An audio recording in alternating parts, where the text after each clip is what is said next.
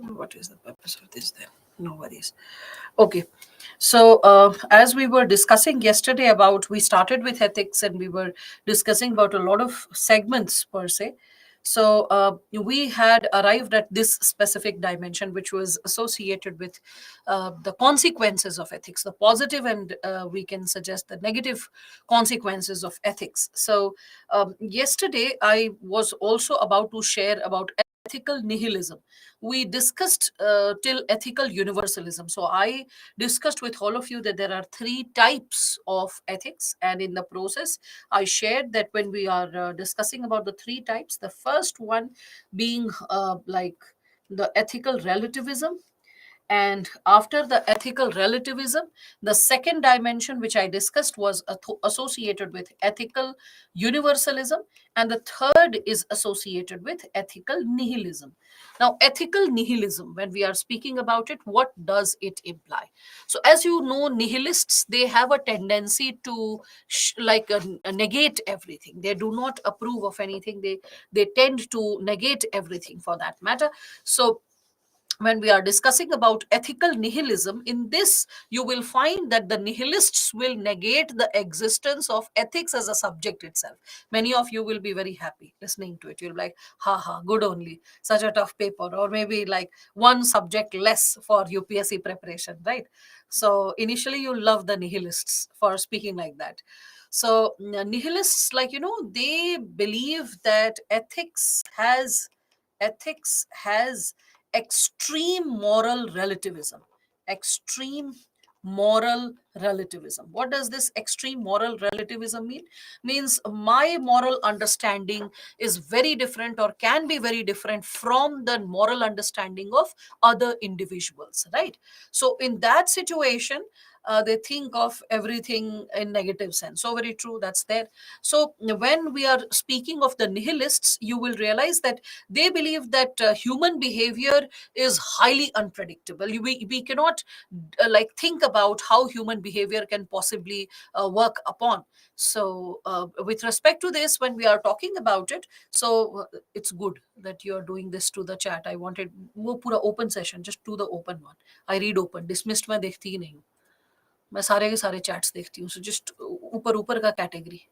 I mean, no, I mean, like, you just open, I'll tell you. देखना, ये first open, हाँ यही ठीक है, इसको बड़ा कर दो screen. Yes, that's it. And I will make this one as full screen now. Yeah. So when we are speaking about this thing, right now there is very heavy rain, so I can't attend. Oh, okay, Aditya, I wish there was something that could have helped you out. There was rain even in Delhi, but luckily not in this area, because I was not carrying an umbrella. So yesterday I told you to read the second ARC Gist and Subarao. Second ARC baad mein, not right now. Sushmit, okay? Don't get into reading the second ARC immediately, okay? A novel and story book ki tarah kya padhna hai? Ji haan, bilkul. Start Subarao like that. Don't be under the pressure to memorize in the first reading. In the first reading, get exposed to things. Just get aware of things. That what is the author talking about? Read 30 pages without any pressure of memorizing or understanding, just to get exposed. Bit by bit, you will start understanding it. Relativism, Godavari, is associated with comparison. Yesterday, do you remember we discussed about ethical relativism, whereby we discussed how ethics is relative to time, place, and person.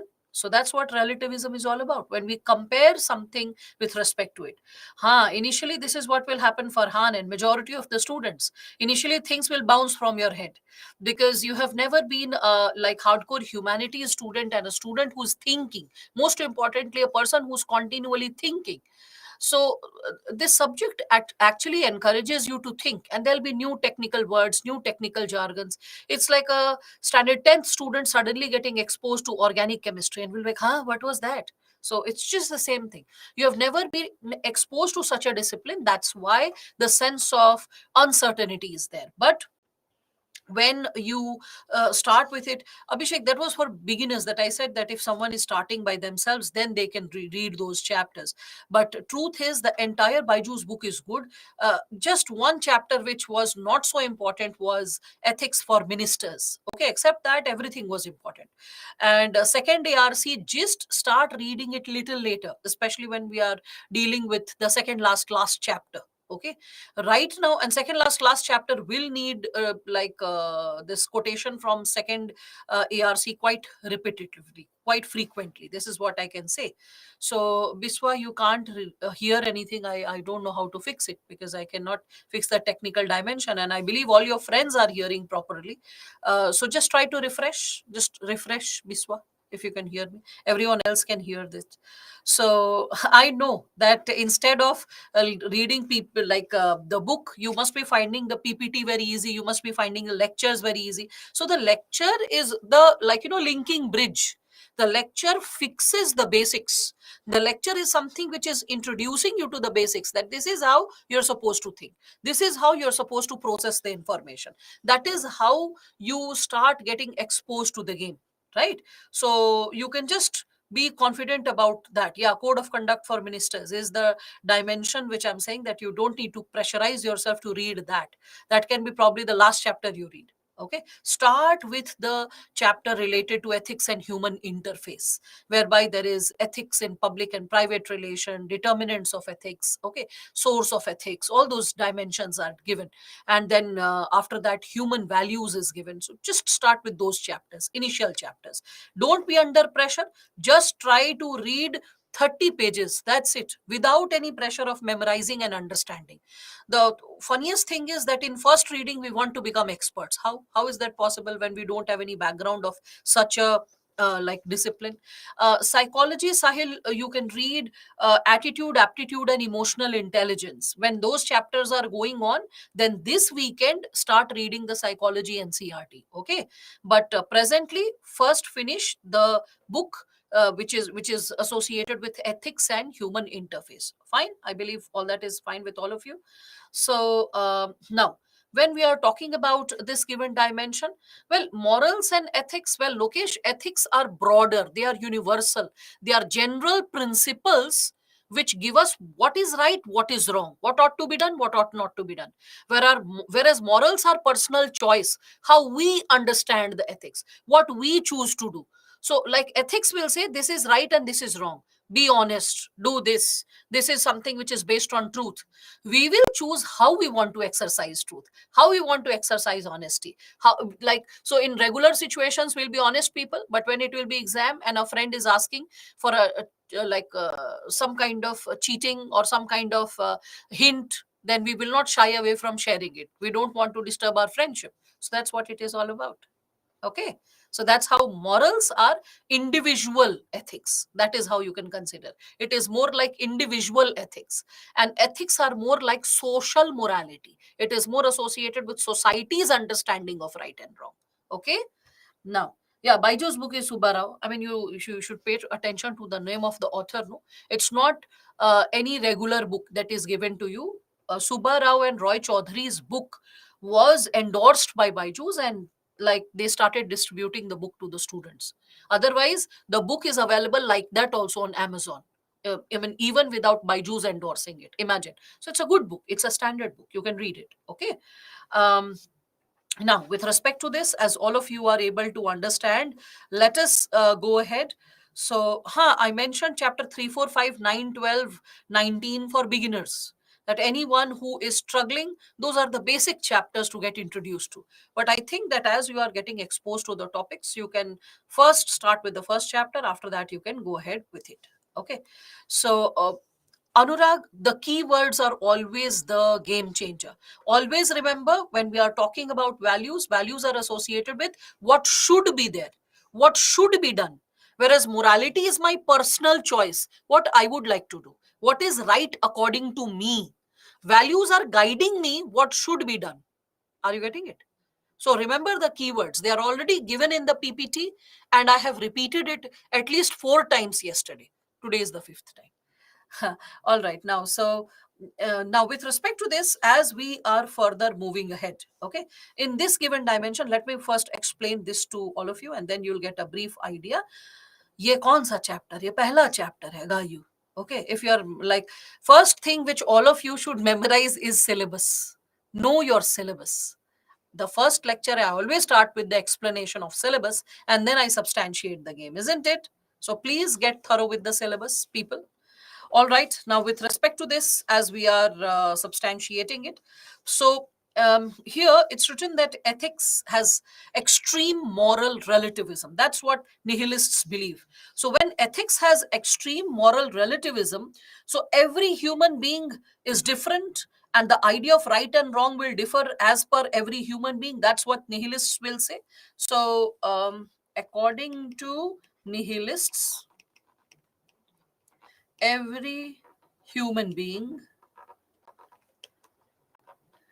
is different, hence the idea of right and wrong, hence the idea of right and wrong differs for everyone. Hence, there is no point, hence there is no point to study ethics. To study ethics. So, because of extreme moral relativism, they believe that there is no point to study ethics because there is so much of like nihilists, as I explained, Rahul, they are negators. They negate. They completely negate about the possibility of what is existing. They do not believe or endorse what's happening in and around us. So they suggested that there's no point of reading ethics because everything is so highly relative, and they believe that it's not an objective subject. Okay, so we can consider that objective knowledge objective knowledge and predictability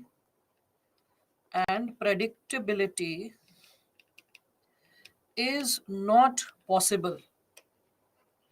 Is not possible. Why it is not possible? Because human behavior cannot be determined. Okay, as human behavior is unpredictable. So objective knowledge and predictability ethics in ethics is not possible. Okay, as human behavior is unpredictable. You all can understand that, right? So in such a situation, when human behavior is highly unpredictable, we all can see that this kind of challenge emerges. Okay, so the nihilists, they believed that it's just not possible to have a discipline which can study the human behavior or the pattern, and because of which they rejected ethics as a subject in totality. Okay, so you can see this ethical nihilism or moral nihilism. It rejects all the possibility of absolute moral or ethical values. Good or evil, the idea is too vague. A lot of movies keep talking about that, no? Like you can see the movie Ra 1, which says that there is nothing like Ram or Ravan. Both the sides are evil. It's just that the situation and circumstances which determines who is evil and to what extent, right? So that is something which you can connect with. And that is something which also gives you an idea associated with the social and emotional pressures per se.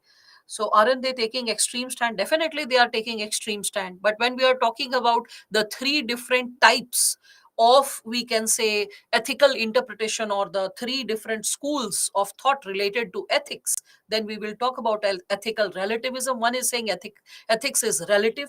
Second is saying no, ethics are universal, so ethical universalism. And the third one is saying that ethics is so highly like relative that the discipline does not hold any value. So that is ethical nihilism. So these are the three types of schools associated with ethics when we are talking about it, that determine the, like we can say, importance of ethics differently per se. All right, I hope all of you are understanding this. Case studies are important to get a grip. Case studies are application of the theory that is being taught. and we have not even completed the first chapter. As you complete few chapters, you will be able to understand, like, bit by bit, how enriched vocabulary is important for every single subject of GS. Langdi tang nahi to khel doge. Okay, like labdhi. If you are having poor command over vocabulary, you'll end up struggling to find the right word to express yourself, whether polity or economy, social issues or history. Okay. And with respect to this, you just need to be like more thorough when we are talking about it. So we do only darshan. So very true. That's what Femina I was saying, that majority of you are into doing only darshan. There is no dhyan and no karma at all. And that is something which you will realize that notoriously it is impacting your wholesome preparation. So as we are working bit by bit this given discipline, you will get empowered. How to improve the vocabulary? The old school method.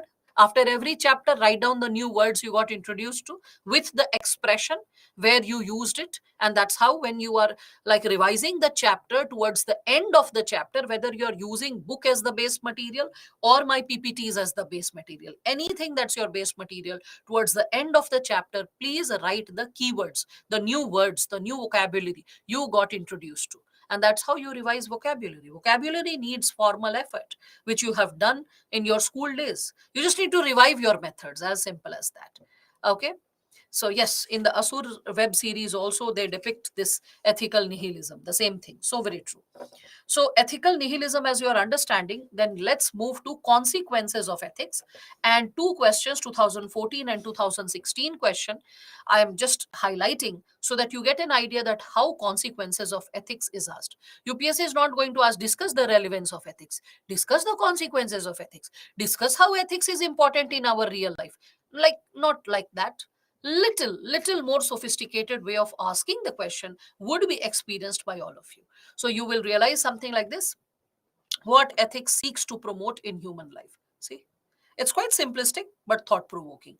What ethics seeks to promote. Okay, so what ethics seeks to promote, okay, in human life.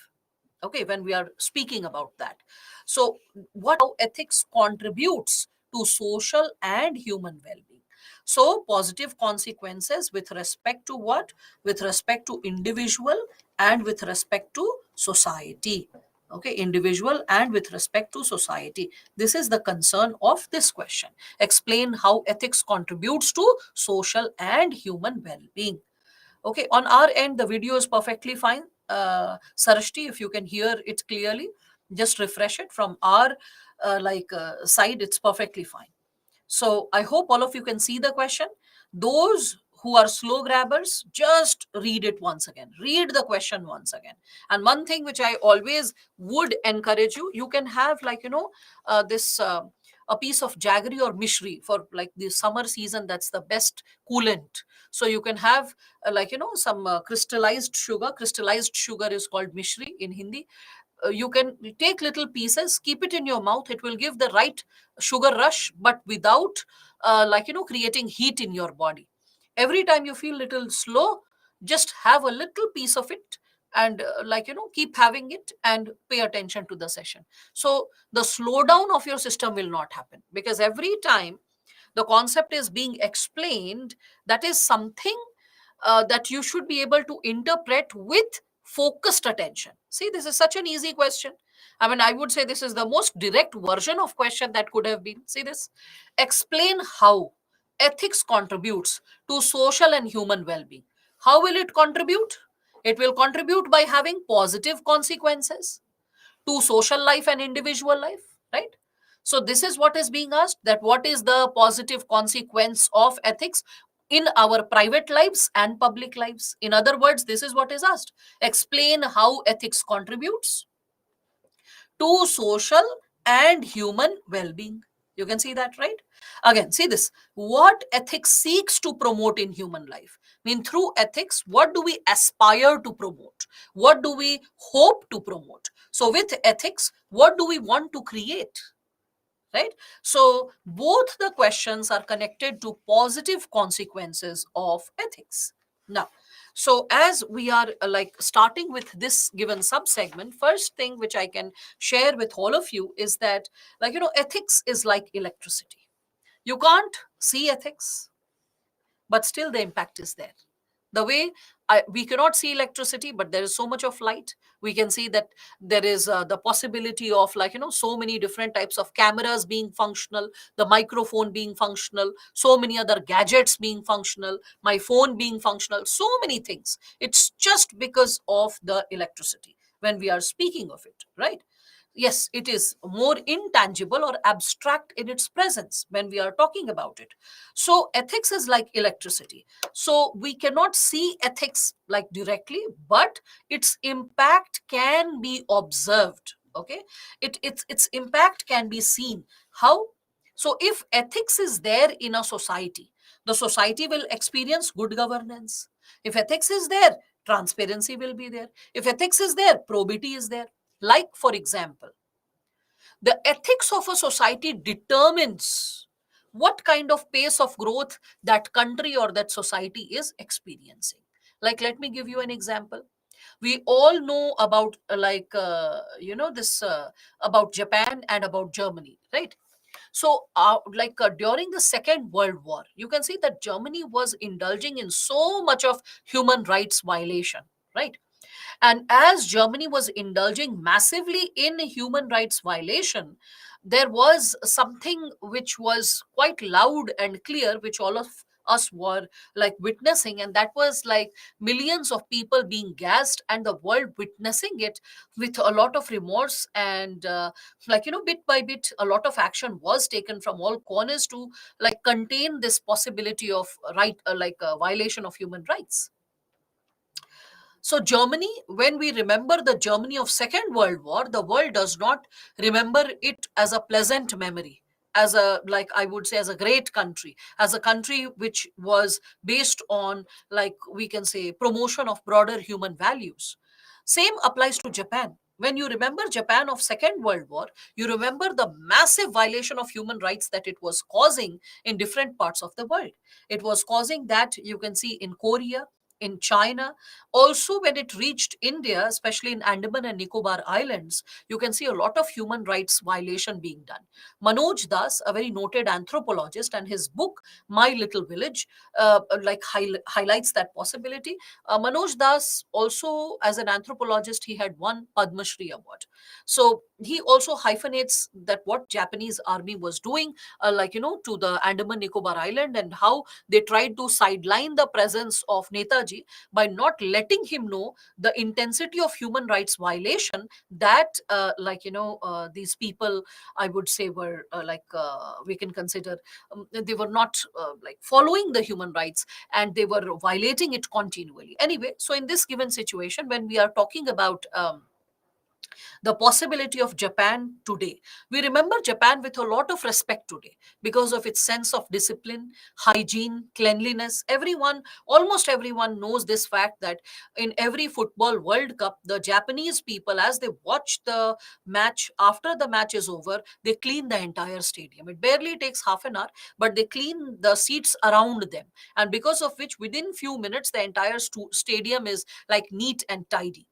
And that is like owning up the public space. That's like showing a responsible, matured behavior in our public space when we are talking about it. Yes, it is also associated with technological advancement, but here we are not talking about the scientific advancement. Here we are talking about the ethical advancement, like advancement in values, thought process, like behavior, how they are extending their ideals towards the larger society. So you will see that Japan, there was a movie also, 1945. If you watch that movie, it is also available in a subbed way. I watched it way back 2013 or 14 with subtitles.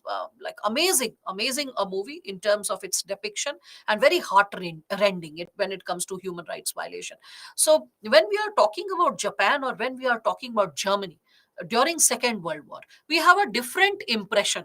The ethics of the leaders and the ethics of what the society was experiencing due to its leaders determines the kind of impression the world holds about these countries. But when we connect it with what these countries are, associated with today, when we try to understand what these countries are experiencing today, and the kind of values or virtuousness that they hold, we all can understand that these countries are exercising a behavior which is worthy of emulation, which is worthy of copying. Like Japan gives higher ideals of work ethics, of, I would say, punctuality, of cleanliness. Whereas when we speak of Germany, Germany has given brilliant examples of how to protect the human rights of people across the world, especially the refugee crisis, and the policy of Germany towards refugee crisis is worthy of applause, whereby we can see that Switzerland is ready to pay, the EU extra money. It said that take extra money, but we don't want refugees of any sort coming in our country and trying to settle or enter our borders. We are very strict regarding our policy about, people entering and becoming a citizen of our country. Whereas when we reflect upon the similar possibility with respect to Germany, when the Syrian crisis happened, Germany said that we will try to transport as many people as possible, but those who arrive at Germany anyhow, we will be taking care of your food, shelter, employment, and protection of your basic human rights. So the same country which was infamous for violation of human rights becomes the, we can say, the propagator of human rights when we are talking about it. So that's what I'm saying, that ethics, we cannot see it, but the impact can be observed. The impact can be observed, how it is impacting the thought process of a country, the thought process of the society, the way people living in that country behave, the way the people in that country respond.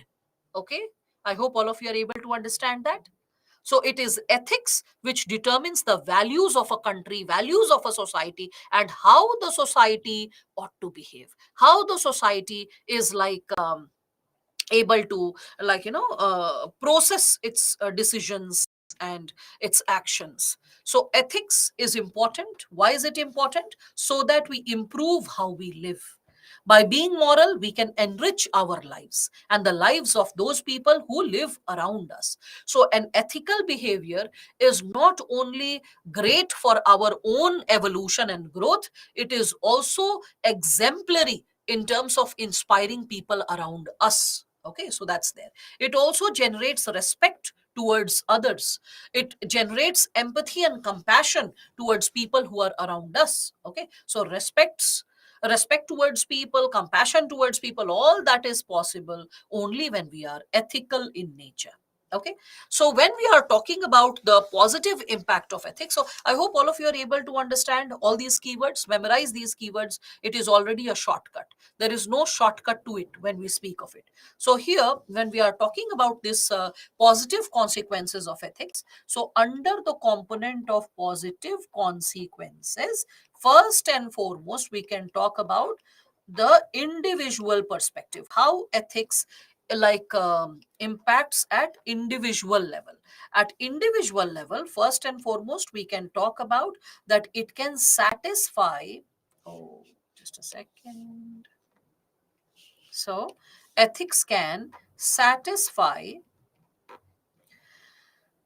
so it can satisfy human need basic human need pertaining to happiness, right? So it can satisfy the basic human need, and it can generate happiness, it can generate comfort, it can generate, I would say, a lot of confidence amongst the people. Like for example, as yes, you all can see this given diagram. This is Maslow's theory of hierarchy of needs. Hierarchy of needs. Maslow's theory of hierarchy of needs, as all of you can see, right? So, what is Maslow's theory of hierarchy of needs? So, as you can see, Maslow has said that there are lower order needs and higher order needs. What are lower order needs? So, lower order needs are associated with the physiological needs that we have, needs which are more biological in nature: food, shelter, like, cohabitation, all those things. So, when Maslow is talking about the possibility of, like, lower order needs,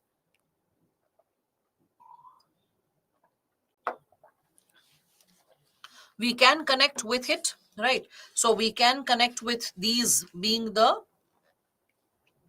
lower order needs, right? So these are lower order needs, and these are associated with the higher order needs.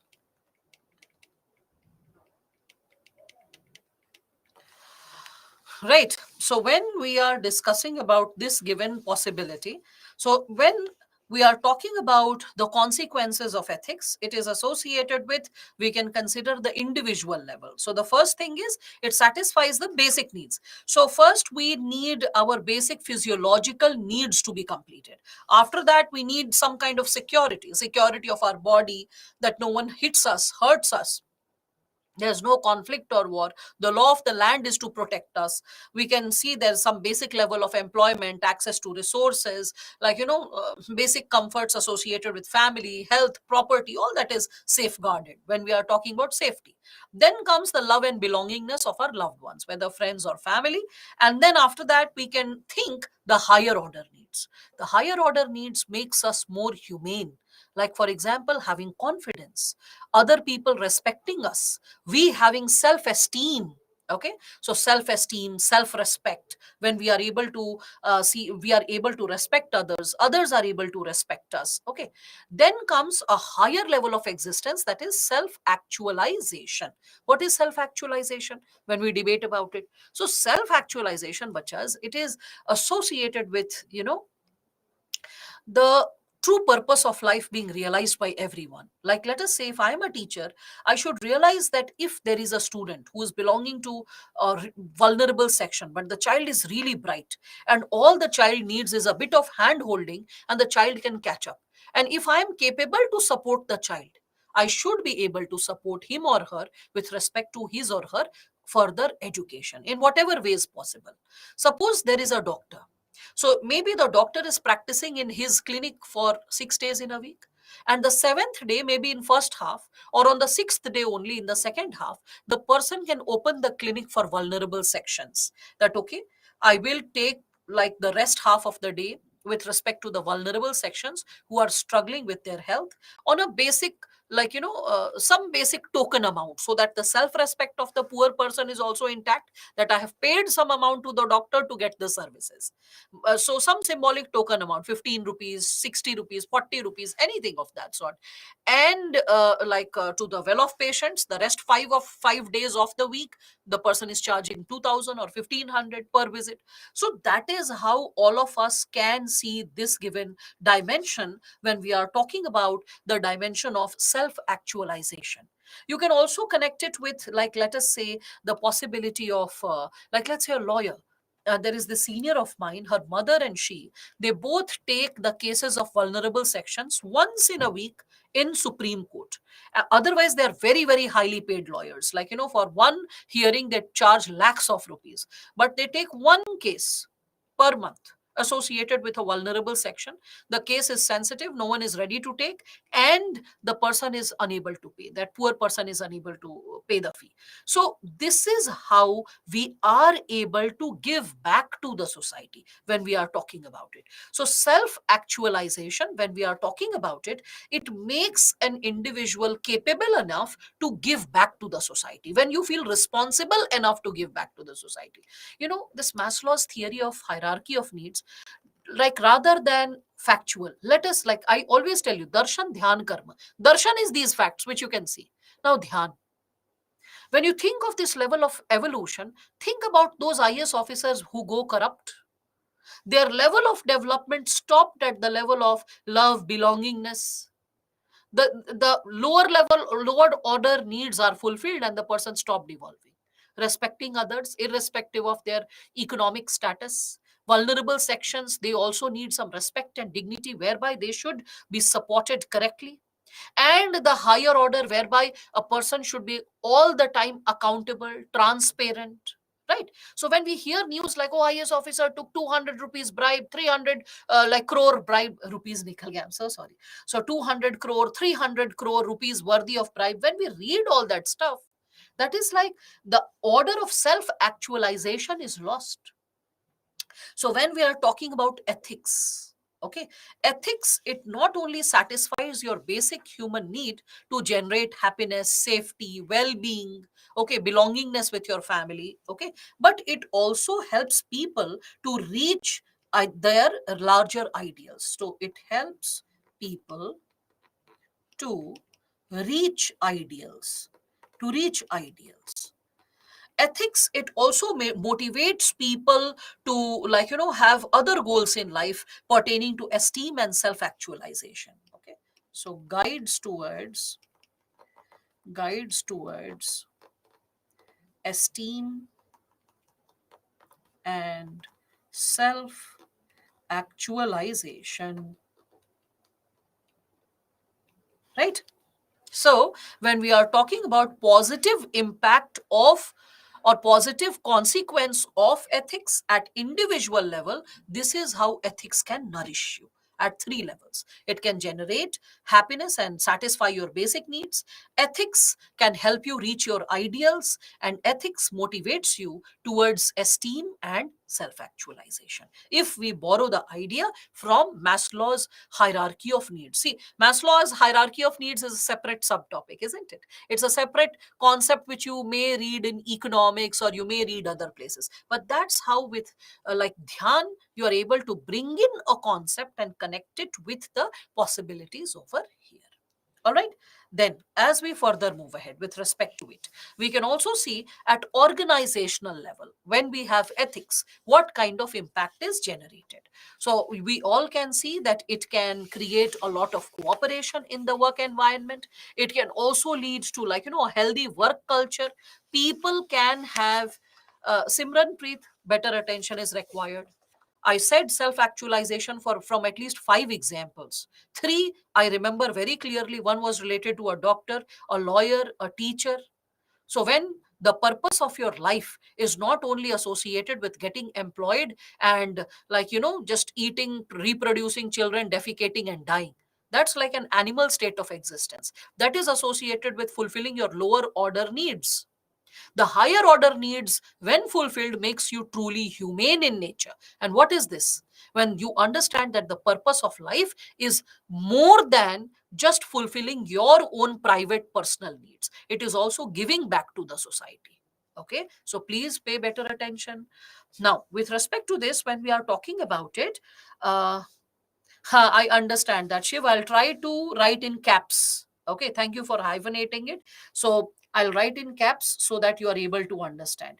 When you take a printout, you will be able to understand. And I wish that, see, my handwriting is not beautiful, but my handwriting is like doable. This is something which I know. But I'll try to write it in caps. But writing sentences in caps becomes little tedious. You can understand. Like individual level, I could have written in caps, but point one, satisfy basic human needs dash happiness, I mean, writing all of it in caps would have been like a tough. No, I'm not a doctor by profession, but yes, definitely doctors can have better handwriting than mine, because I have my family doctor who writes so beautifully. So let us not generalize. It is also a prejudiced opinion exercised in an ethics class, right?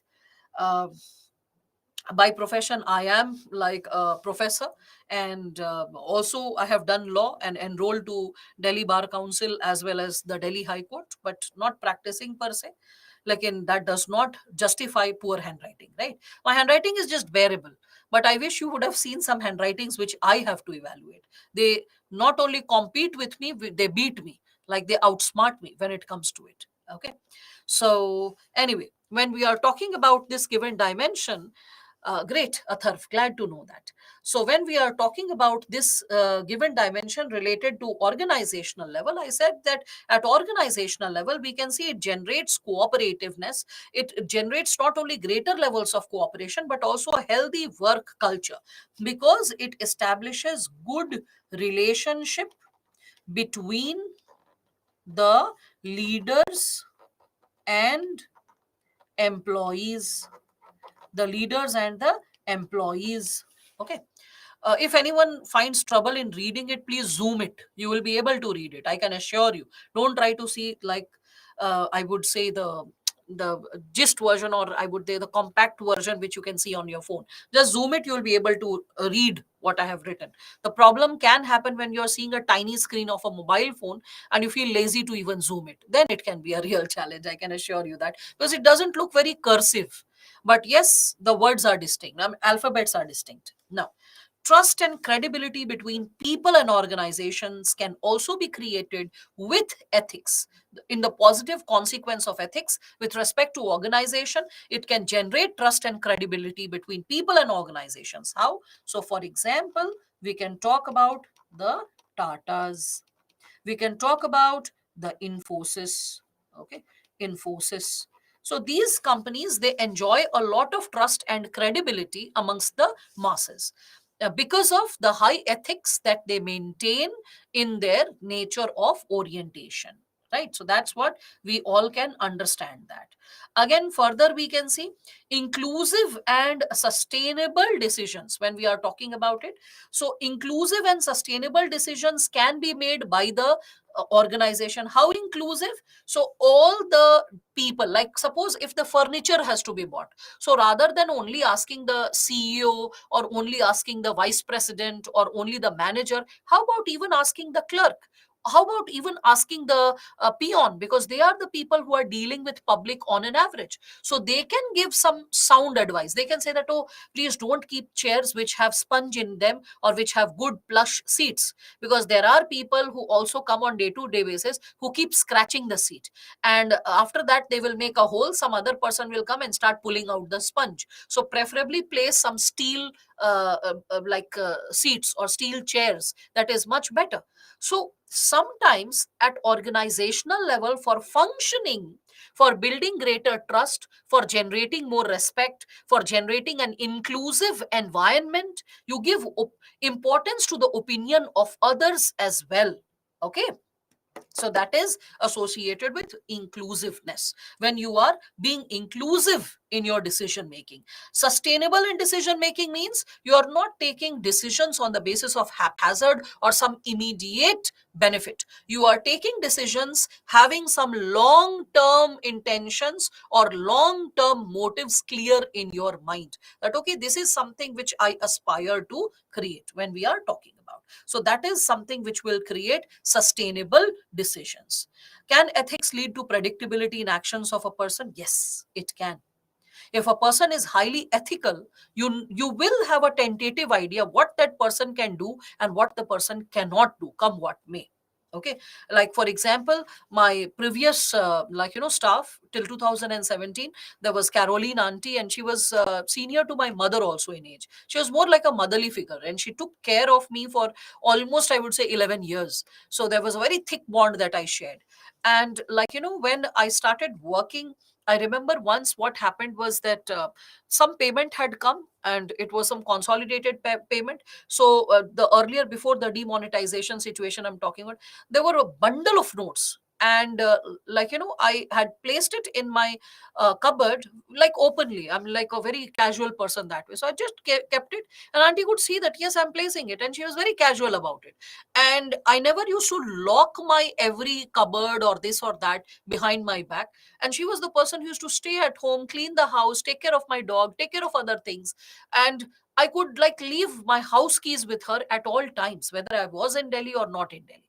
So when we are talking about the possibility, if suppose I suppose if I'm wearing a ring or I'm wearing something else, and if it goes missing, I mean, I will trust and believe myself that I would have been casual and placed it somewhere else, or I would have kept it somewhere else and it would have dropped, or something must have happened, but I could have never ever doubted Okay. Like Caroline auntie, she was like my mother. I mean, the way I cannot doubt my mother for taking my ring, in the similar manner. So, like, when you really know a person, that the person is highly ethical, there is a sense of predictability towards the person's response mechanism, that how the person would be behaving. And that's how trust is generated. All right. That's something when we are talking about. Ethnic group is different from ethical. Don't mix words because they are sounding similar. Rathod. It's better that you find what is an ethnic group. Ethnicity is a social cultural term. Okay, it is associated with a distinct language, religion, or race of a given community, on the basis of which we determine ethnic group. Don't mix the two words. थोड़ा थोड़ा word same लग रहा है, दो उसमें से alphabet दाएं बाएं है, तो जरूर सेम ही होगा। मतलब ये तो बचकानी हरकत हो गई है ना। नैतिक और नैमित्तिक सेम कैसे हो सकता है? In the similar manner, how can ethic and ethnic be the same? So, with respect to this, as we are talking, Seni, you just type your dimension. All right. Now, with respect to this, when we are talking about it, so inclusive and sustainable decisions, when we are talking about it, all of you need to understand that sustainable decisions can come in an institution when we are able to see the larger picture, when we are able to see the given possibility that with respect to the decisions for an organization are not only taken from immediate perspective, it is also taken from long term perspective, how it is going to impact the organization, the people working for it, like in future, with respect to hiring, all those possibilities with respect to it. All right. So yeah, the public at large and also the people working or associated with the institution at large, that is also there. So when we are speaking of it, we can also see the consequence of ethics at societal level. It generates what? So it generates social capital. How social capital? Because with ethics, there will be greater harmony. Okay. So ethics will create greater harmony. And with greater harmony, what will we see? Social capital will be created. To prove this, I can also give the example of second ARC, ninth report. You have to write 150 words. So just remember these basic examples. Okay. So the second ARC ninth report, the name of the report itself is A Shared Destiny. A Shared Destiny. And what is a shared destiny? When people are behaving like a social capital. All right. So this is how you can understand that ethics at societal level or at social level, when being present, that's the impact it creates.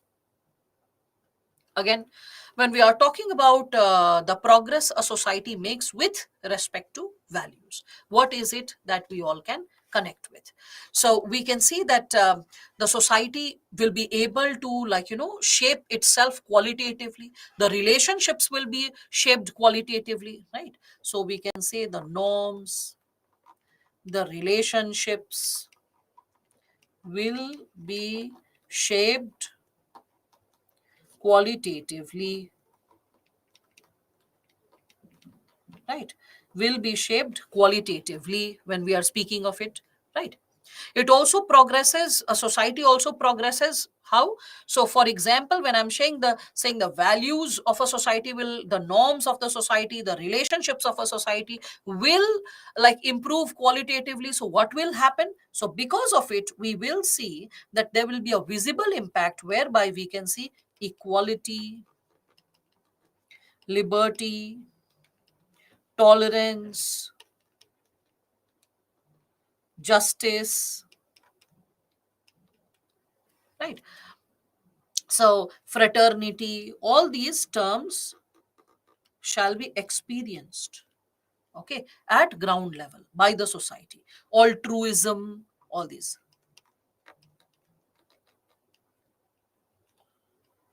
Altruism, okay. If anyone does not know any of the words, dictionary is the solution. All right. So we can speak about that over here when we are talking about the society making a progress with respect to its values, with respect to its norms, with respect to its relationships. That's how a society would be moving ahead. Again, we can see it safeguards the society from different types of crimes and social evils, like for example dowry, child labor, like you can think of, like let's say organ trafficking, human trafficking, right, all that. So organ, human trafficking,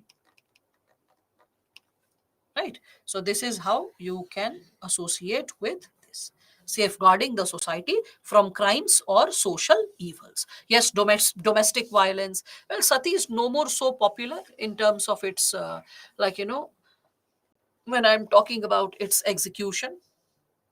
Again, when we are talking about negative consequences, mind it, it's not negative consequences of ethics. Negative consequences appear when ethics is missing. When ethics is missing, it is then that we can see that negative consequences appear when we are speaking of it. All right. So, yeah, domestic violence only occurs when there is loss of ethics for a given society, right? So, Seni, I can see the word unethical that you have written, right?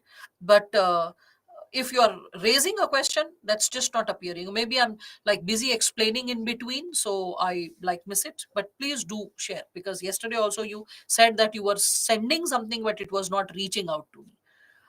So, ma'am, there will be result it if a society progresses with values. Yes, these will be the results if a society progresses with values, as shared in the previous slide. Now, the negative results or negative consequences if ethics is missing. Right. So, with respect to it, at international level, what can happen? So, at international level, there can be frequent wars and conflicts, frequent wars and conflicts that can happen, right, because of friction increasing, inequality increasing between countries. There can be power struggle, right, there can be power struggle, and there can be a dirty weapons race, right. We can also see that it will also retard the wholesome progress or growth of the world. So wholesome growth can lower in a given society. It can also lead to increase in trade wars. So trade wars can increase in a given society. It can also lead to polarization of the world, right? So polarization of the world when we speak of it, right? So it also can increase other types of problems, global problems, we can say. Global problems, global problems like we can reflect upon terrorism, right? Terrorism, drugs, all forms of corruption, refugee crisis, all that, right? So you can keep like connecting it with this given dimension. Yes, cyber crime and all. At national level, when we are talking about it, it can lead to loss of cooperative federalism. So loss of cooperative federalism.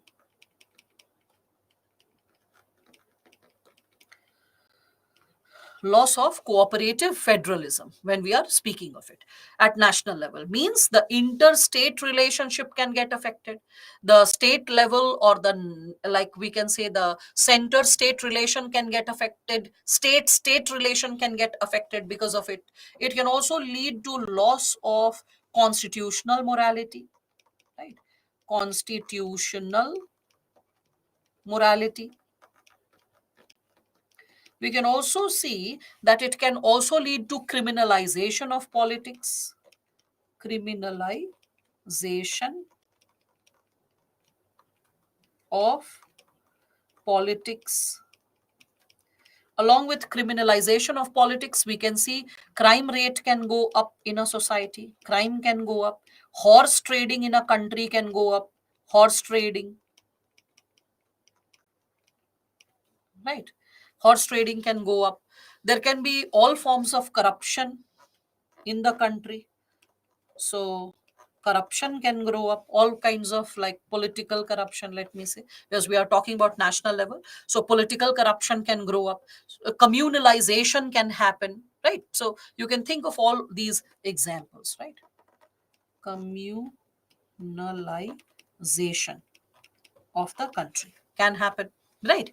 Similarly, at organizational level, if we are talking about it, at organizational level, unequal services, nepotism, favoritism, right? It can lead to loss of trust and credibility.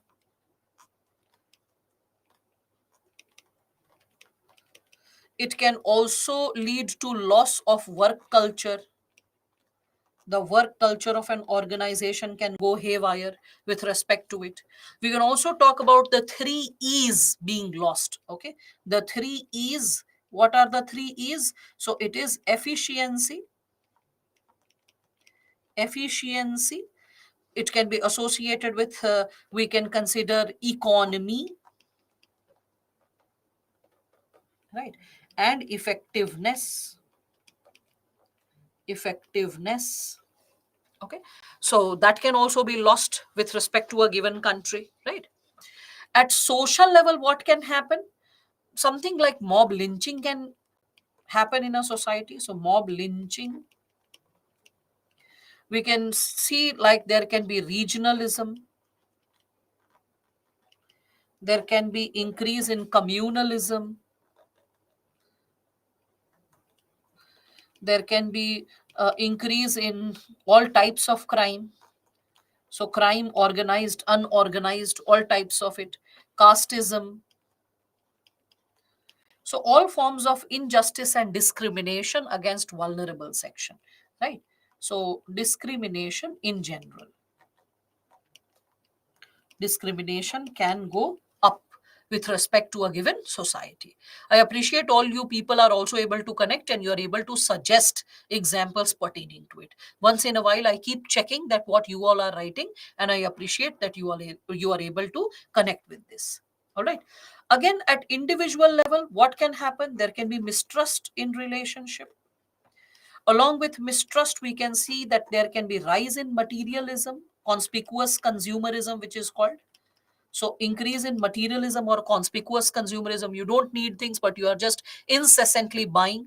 So that is also there. There can be addiction of all forms, alcoholism, drug addiction. So addiction can increase in a society. Domestic violence can increase at individual level. When we are talking about it, a person can indulge in any such activity. There can be increase in the rate of divorce, right? So all these kind of problems can be associated with like the loss of ethics and its consequence per se. Yes, there can be cruelty of all forms. Ma'am, is there any ethical aspect of what is happening in France? Yes, there are so many things happening in France. Which aspect are you hyphenating about? So that's something which can be raised, because France is always culturally turbulent. It has always been turbulent and it shall always remain turbulent because of its orientation and its, like, concerns related to broader human possibilities when we are speaking of it. All right. Now, so as we are moving ahead with it, we can now reflect upon the dimensions of ethics, right? A boy named Nihal shooted by policeman in France, but that policeman got jailed and the community is doing riots, burning infrastructure. Yeah, I mean, like, see, these kind of activities on and off you'll find happening in different parts of the world. Like, for example, after 9/11, you will realize that a lot of Sikh community started getting targeted in America. Random shootouts used to happen, and specifically the Sikh community was targeted because many people used to connect, oh, brown skin, having a long beard, having a turban. So the Sikh community came up with, first and foremost, like distinguishing that the like our religion is distinct. So first, stop targeting us with prejudiced mindset. Another thing is that just on the basis of people's looks, skin color, or the way they dress up, generalizing people and connecting them with Osama bin Laden is not justified per se. Okay, so when you will see the given possibility, there is an increase in hostility, insensitivity, and a sense of lack of adjustment happening across the world. As cultures are coming closer, there is greater interaction.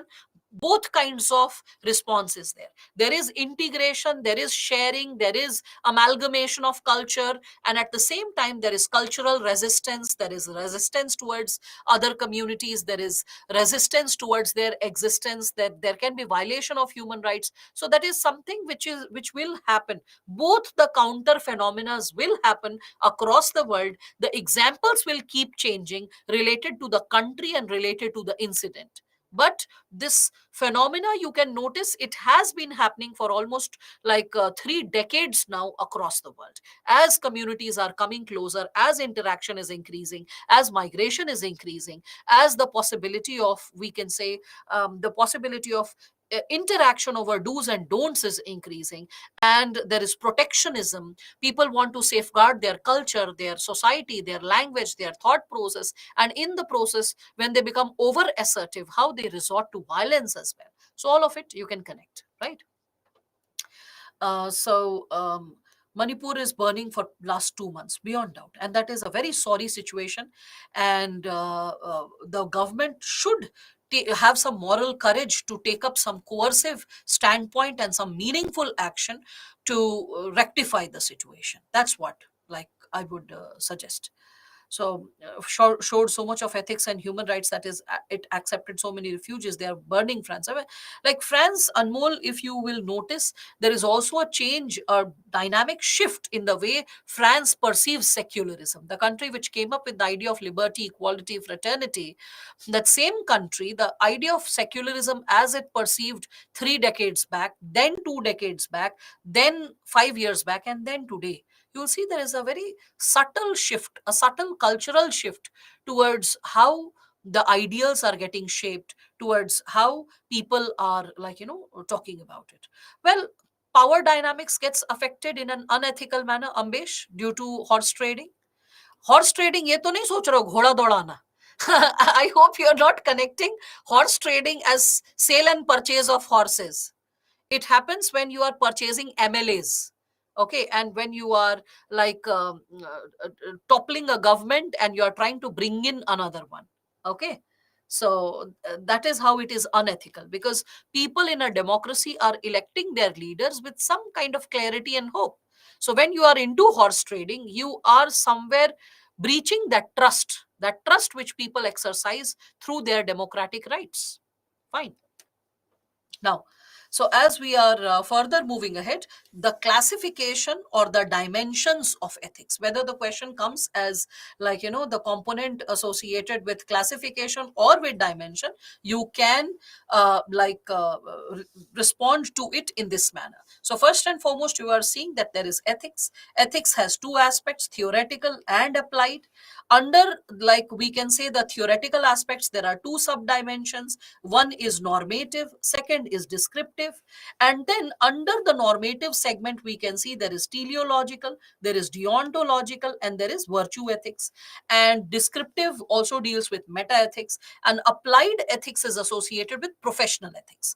So when we are talking about professional ethics, very briefly, if you can recall, when moral knowledge is put into justice, that is how applied ethics comes into existence, professional ethics comes into existence. Okay, so moral knowledge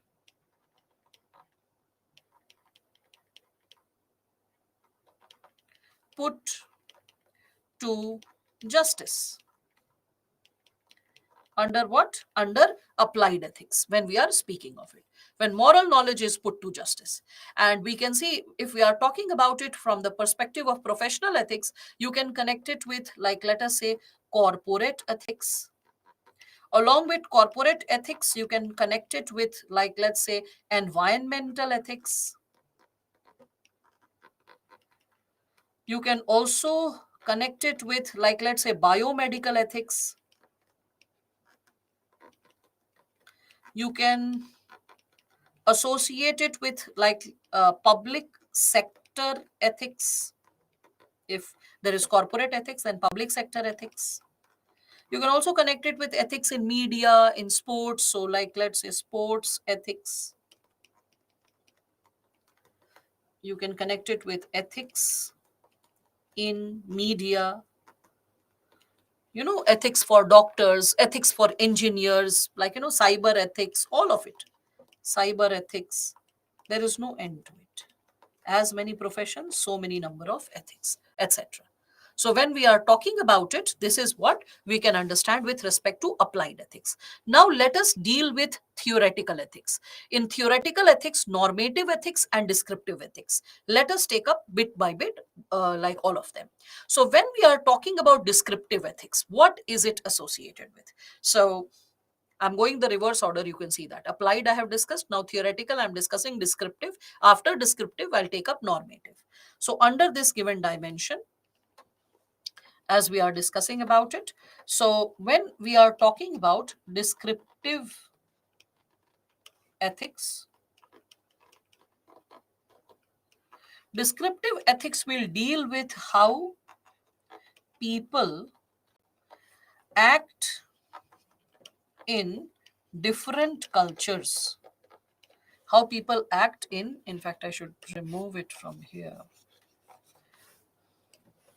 In different cultures. That's what descriptive ethics is all about. Now, when we are connecting this idea of descriptive ethics, as you can see, with meta ethics, so what is meta ethics? Let us understand that.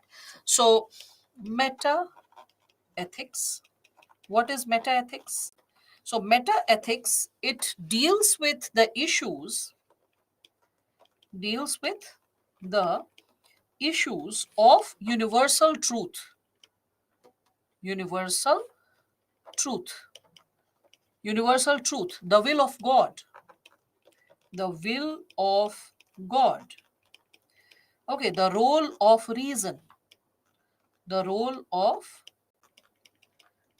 reason and emotion. The role of emotion in ethical decision making. Ethical decision making. And all the terms associated with ethical dimensions per se. So here, when we are talking about metaphysical issues, okay, so with respect to it, when we are like in this given dimension, when we are talking about the segment pertaining to meta ethics, what is it associated with?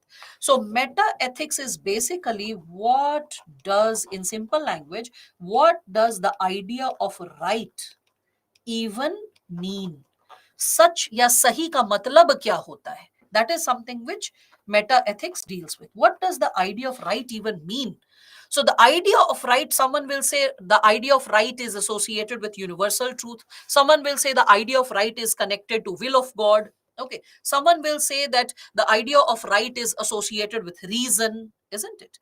Someone will say that the idea of right means when we are using emotions, also taking care of emotions as well in ethical decision making. So people will, and please pay attention, each one of you. I don't want a single soul after 5 minutes, ma'am, please explain this once again.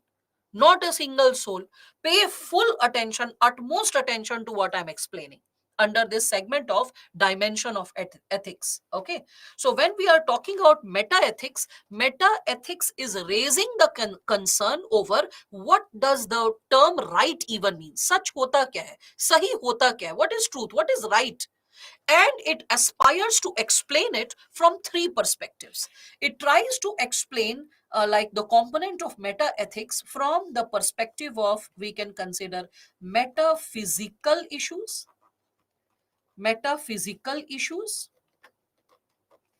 Under like along with metaphysical issues, you will find that it is trying to explain it with ethical universalism. Ethical universalism versus ethical relativism.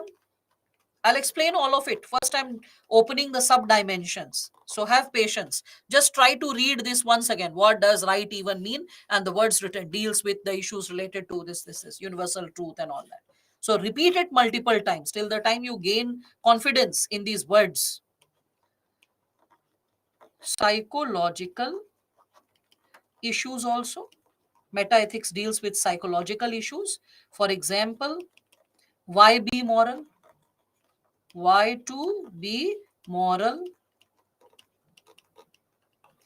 And it also deals with ethical rationalism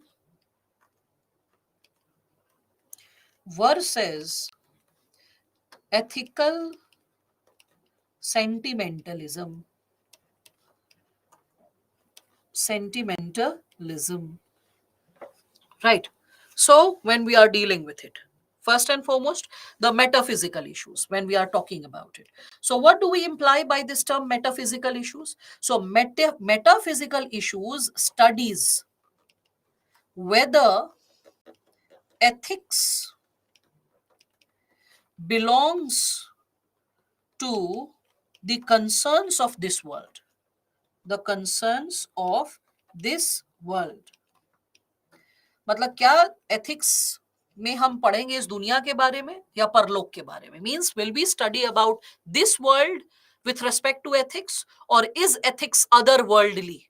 Is it too larger than life? Is it too utopian? Okay, is it too ideal, utopian?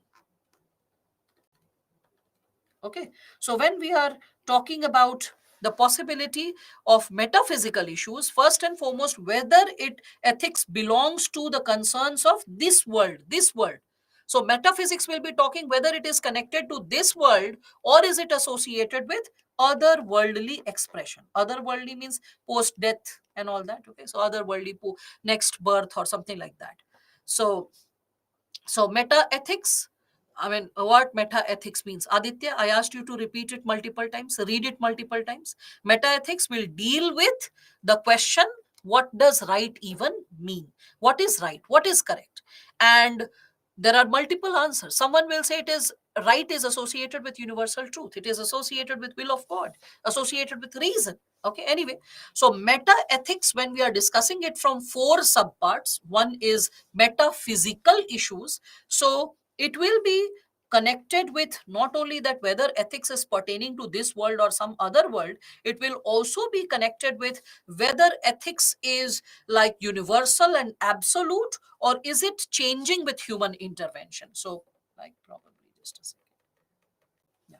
So we can connect it with whether, like, ethics are absolute, means universal when we are talking about it. So whether ethics are absolute or or they change they change as per situation. They change as per situation. So whether ethics are absolute or they change as per situation, that is something which we reflect when we are talking about ethical universalism versus ethical relativism when we are talking about it, right? What is utopian? Utopian is the ideal state which never exists. It is so ideal that is it only exists in theory. Okay. Now, psychological, when we are talking about the psychological issues, so it deals with what? Why to be moral? Why one should be moral? This segment associated with psychological, why to be moral? This was also a concern that was raised by Draupadi when you see that Yudhishthira, like he was playing the game of dice, he was sent to exile. And when he was sent to exile in the very first month, when he was sitting outside his hut over a large piece of stone, Draupadi, she was very frustrated seeing him. And then she was like, today you could have been sitting on a throne of gold, encrusted with diamonds and all kinds of expensive stones. And here you are sitting on a huge stone just because of your dharma, just because of your ethics, because you did not wage a war. against Hastinapur. You did not launch an attack on Hastinapur. So what is the utility of you being ethical? What is the benefit of you being ethical? I mean, you have lost everything in life just because you are ethical and you honor a dishonest game that you entered into with your brothers, who by playing foul, they trapped you into the game and they tried to let you lose it all. So when we are talking about it, Yudhishthira, he spoke of this given question, that is, why to be moral. Okay. So as I told you that I'll be like quoting a lot, and especially from Mahabharata, you will see I'll quote a lot, because Mahabharata is not a religious book. Mind it. It is a piece of literature or a mythology which is coming from our past. So whatever people in our society have lived gets documented in piece of literature. Whatever people have lived for hundreds or thousands of years, that is what becomes a part of our oral tradition and written tradition. And what will people document? The issues over which they have debated. That's why it is popularly said that there is no such sin which is not documented in Mahabharata. Had it been a religious book, it would have been only talking about good things, ideal situation. No, it talks about all kinds of sins, all kind of problems, all kinds of mistakes which people commit, and then it offers what could have been done. What were the alternatives? How people ignored and committed the foolishness or committed the evil design. Okay, so and that's why you will see that not other religious books per se. Once in a while, you'll see, like yesterday, you saw me quoting from Jainism. Sometimes you'll see me quoting from Buddhism. Sometimes you'll see me quoting from Islam. Sometimes from Bible. So different pieces of religion. And yesterday, you remember we discussed that source of ethics is also religion. Here, when I quote Mahabharata, it is not from religious perspective, not even distantly. It is completely from, because Mahabharata is considered as a book of moral inquiry. Memorize it and keep it, feed it in your head, because your ethics teacher, your professor knows it. Okay, you have to learn this thought process. You have to develop this conscience that ethics is associated with what? Moral inquiry. And Mahabharata is a book based on moral inquiry when we are speaking of it. So when this question was asked, that why to be moral, so Yudhishthira, he replied multiple types of answers. He said that a society develops due to ethics, human beings cooperate with each other due to ethics. Okay, so Draupadi was not getting satisfied. She like, no, no, no, this is not the reason because of which finally such a strong stand was taken and ethical behavior was taken up. Even Charles Darwin had said that ethics helps human beings to evolve according to their environment. Okay, so ethics is necessary because it helps us to evolve. Okay, so it helps us to evolve as per the environment, and it is evolutionary in nature. Okay, then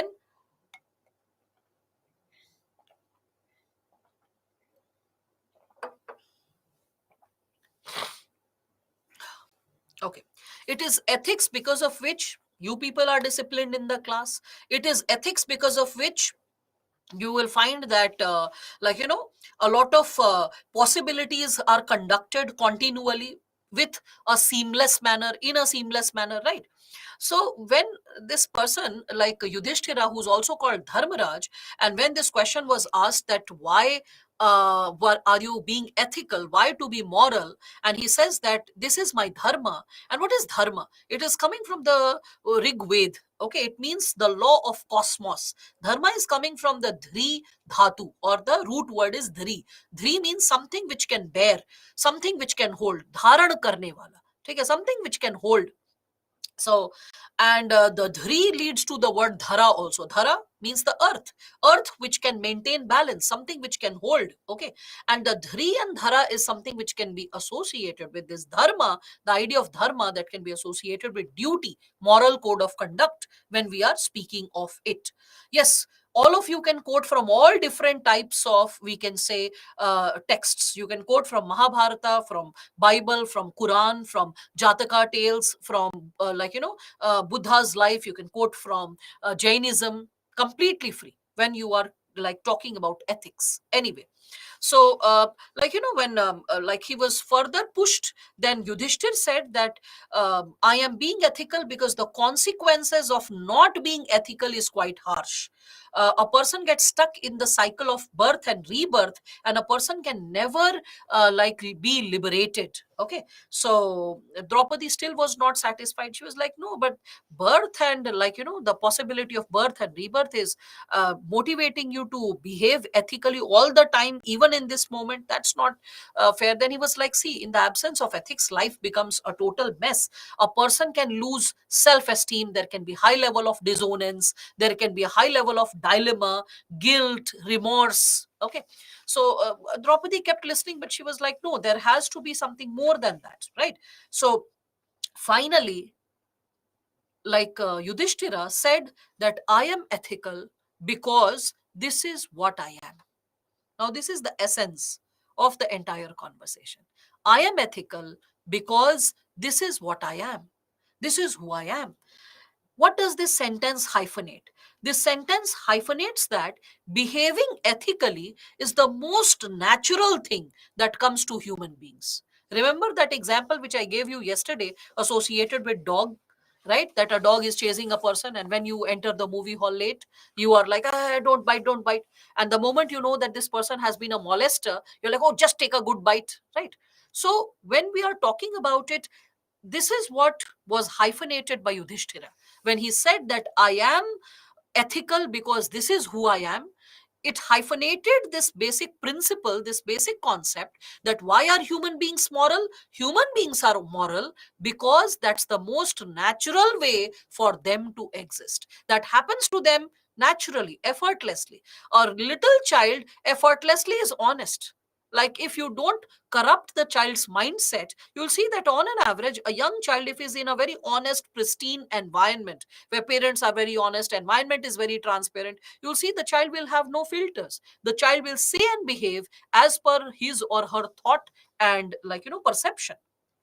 So when we are talking about it, we can, why be moral can be associated from two perspectives: the Indian philosophy and the Western philosophy. So with respect to Indian philosophy, if I'm quoting Mahabharata, and in Mahabharata, if I'm quoting Yudhishthira, okay, so what does Yudhishthira say? Yudhishthira said that I am ethical because this is who I am. Okay, so I am ethical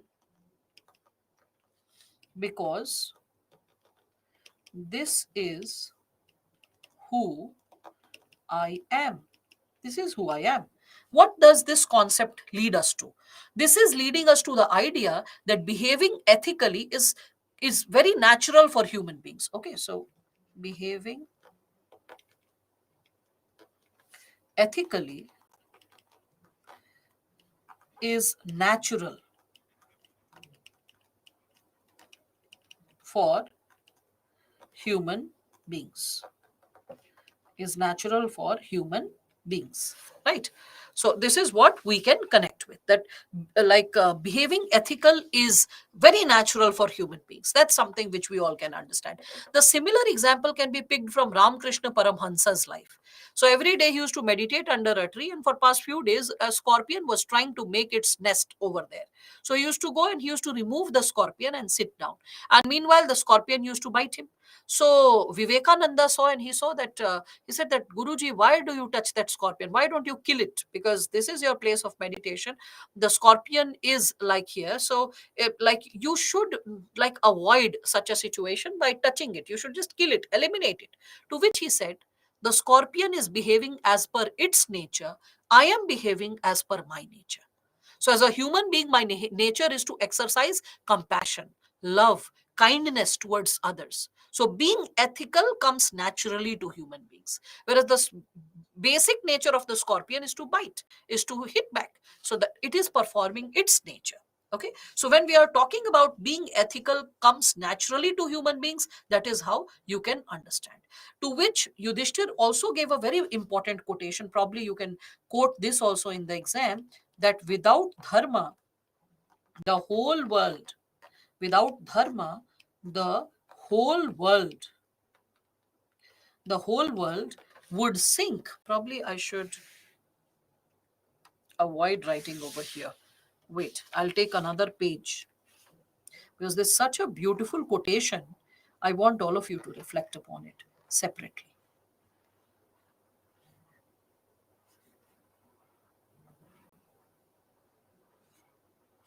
Okay. So when we are talking about like ethics is natural for human beings, here probably I can just make 2 stars and write it over here under quotation, like without, this is spoken by Yudhishthir only, okay, that without dharma, the whole world would sink into the bottomless darkness, into the bottomless darkness. Okay, this is also spoken by Yudhishthira. Now, what do the Western philosophers say? Why to be moral? Okay, so why to be moral with respect to the segment? No, we are discussing psychological issue with respect to meta ethics. Don't mix things. Okay, so aren't all the examples reflecting universalism of ethics? No, don't try to mix it, Ravi, over here, because here did Yudhishthira speak in English? नहीं विवेक, वो तो एकदम बिल्कुल आपके local language में बात कर रहे थे. Are you aware that there are 200 versions of Ramayana and Mahabharata? Because as per the region and dialect, there were different versions that were rewritten, and a lot of versions got improvised. Okay, if you are not aware of it, so you have to translate and present it in the exam. Be smart about it. You are not supposed to learn so many different languages of different texts and write it. Okay, so गजब गजब question जब पूछ लेता है, मतलब लगता है कितने इंटेलेक्चुअल लोग बैठे हुए हैं क्लास में. Did Yudhishthira speak in English? Wow, inspired. Anyway, so with respect to this, we can also connect it with. कैसे पता है Sanskrit? Seni, were you like alive then to overhear the conversation that they were speaking in Sanskrit? Anyway, so why be moral when the same question is asked from Western philosophers? So with respect to Western philosophers, you see that they suggest to avoid punishment, to avoid punishment, to gain praise, right? To attain happiness, to attain happiness, to have a dignified life, to have a dignified life, and then to fit in the society, right? This is what they would be discussing when we are talking about it. Again, with respect to this, when we are discussing about it, so why be moral? So we have to be moral because that's the most natural thing, that's the most effortless thing. In the absence of moral, the world will sink into a like bottomless darkness. And again, why to be moral? If we reflect upon the same question from Western philosophers perspective, we need to be moral because of these given reasons. All right, again, over here under this dimension of ethics, as we are discussing this component of descriptive ethics, and under descriptive ethics when we are reflecting upon meta ethics, and under meta ethics when we are reflecting upon the fourth component, that is ethical rationalism versus ethical sentimentalism. This is something which is associated with ethics of reason versus ethics of emotion. Okay, so this is, we can say, no, I should change the color. So ethical rationalism. So ethical rationalism is basically associated with reason versus ethical sentimentalism, and this is associated with emotion. That what should we follow? Should we follow the reason or should we balance the emotion in our final decision making when we are reflecting upon what is the right thing to do from meta perspective, from meta ethical perspective, when we are discussing about it. All right. So that's something which all of you need to understand. Okay. So ethical rationalism versus ethical sentimentalism. When we are talking about it, this is how we are supposed to reflect upon that, whether we should give importance to reason or whether we should give importance to the sentimentalism or the emotions per se. Okay. So, how can I link book and PPT? I'm not going to repeat what is written in the book. I mean, suppose if I'm teaching you Indian society, I won't be repeating what is written in NCRT. Then what will be the purpose of teaching? So in the class, you will find a simplistic explanation with fresh set of examples, which is distinct or different from the book. Only the core topics and subtopics will be similar, but the way it is dealt and explained will be different, so that you have the best of both the worlds. From the book, you learn something more, something distinct, something different and more enriching. And from the lecture, it is the stepping stone. It eases the process of understanding. It eases the process of connecting with ethics as a discipline, because you have not had this subject academically ever before. Okay, so the lecture is like a stepping stone, explaining and simplifying the journey. That's how you're supposed to treat the sessions. And that's how you're supposed to, after the session, reflect upon the book, and not under the pressure that you understand every single word, every single sentence. First, read the 30 pages and try to just finish 30 pages. Then you'll realize in bits and chunks you are understanding. Specific sentences or specific expressions are the ones which are causing a problem. Now you can focus on those expression in connection with the previous and later para. So again, the majority of those concerns will be again like explained to you the moment you read it once again, right? Those expressions only, sirf jahan jahan atak rahe ho, where you are getting stuck, if you are reading it, those expressions you are revisiting, only those expressions you'll understand it after reflecting it from the previous and the later para. You'll be barely left with some 5% odd concerns which you are unable to decipher at all. But except that, 95% of the things can be understood by you just by two readings. First reading is an overview reading, second reading is reflective reading. That is how a person is supposed to read. The third reading is revisional reading. And how many revisions should be there? So after the third reading, you should take a break and you should revise it again the next day and then the next day. Minimum 5 revisions is required. Okay. Preferable is, I would say, 7 revisions. Another revision should take place after a week. Another revision should be taking place after 15 days. That's how you get a grip over a discipline. One reading and understanding, the things don't stay with you. You only get introduced. What happens is, whether you're reading history, polity, geography, whatever, you do one reading, you understand the chapter, you close the book, you forget about it. After 2 months, the book will be as fresh, as new as it was. You're like, I read it, I have underlined it, but I don't remember anything. I cannot associate with anything. And that is because of lack of revision. 5 revision rule is a must. The ideal way for other subjects and chapters is first revision within 24 hours, second 48 hours, third revision is within a week, fourth revision is within 15 days, and fifth revision is within a month. You are not practicing 5 revision. That's why after 2 months, 4 months, 6 months of preparation, you are feeling disillusioned. I started and I'm unable to connect. I read this subject or this chapter, but still I'm unable to recall and join the dots. Revision is missing. दर्शन हो गया, ध्यान और कर्म नहीं हुआ. ठीक है. Darshan is reading, just reading it once. Introspection, connectivity happens when you are reading it multiple times. Only during revision you start joining one chapter with another, one concept with another. So dhyan is not there, that's why things will not stay. And karma is making notes and revising and reflecting, so getting accustomed to language, expression. If you're not doing all of this, you cannot really become thorough with like the possibility of it. To attain happiness, itna tough to nahi hai. Third point, to attain happiness. Okay, now with respect to this, when we are talking about it, so when we are talking about ethical rationalism versus ethical sentimentalism in metaethics, so whether we are prioritizing reason or whether we are prioritizing emotion, that is what is debated over here.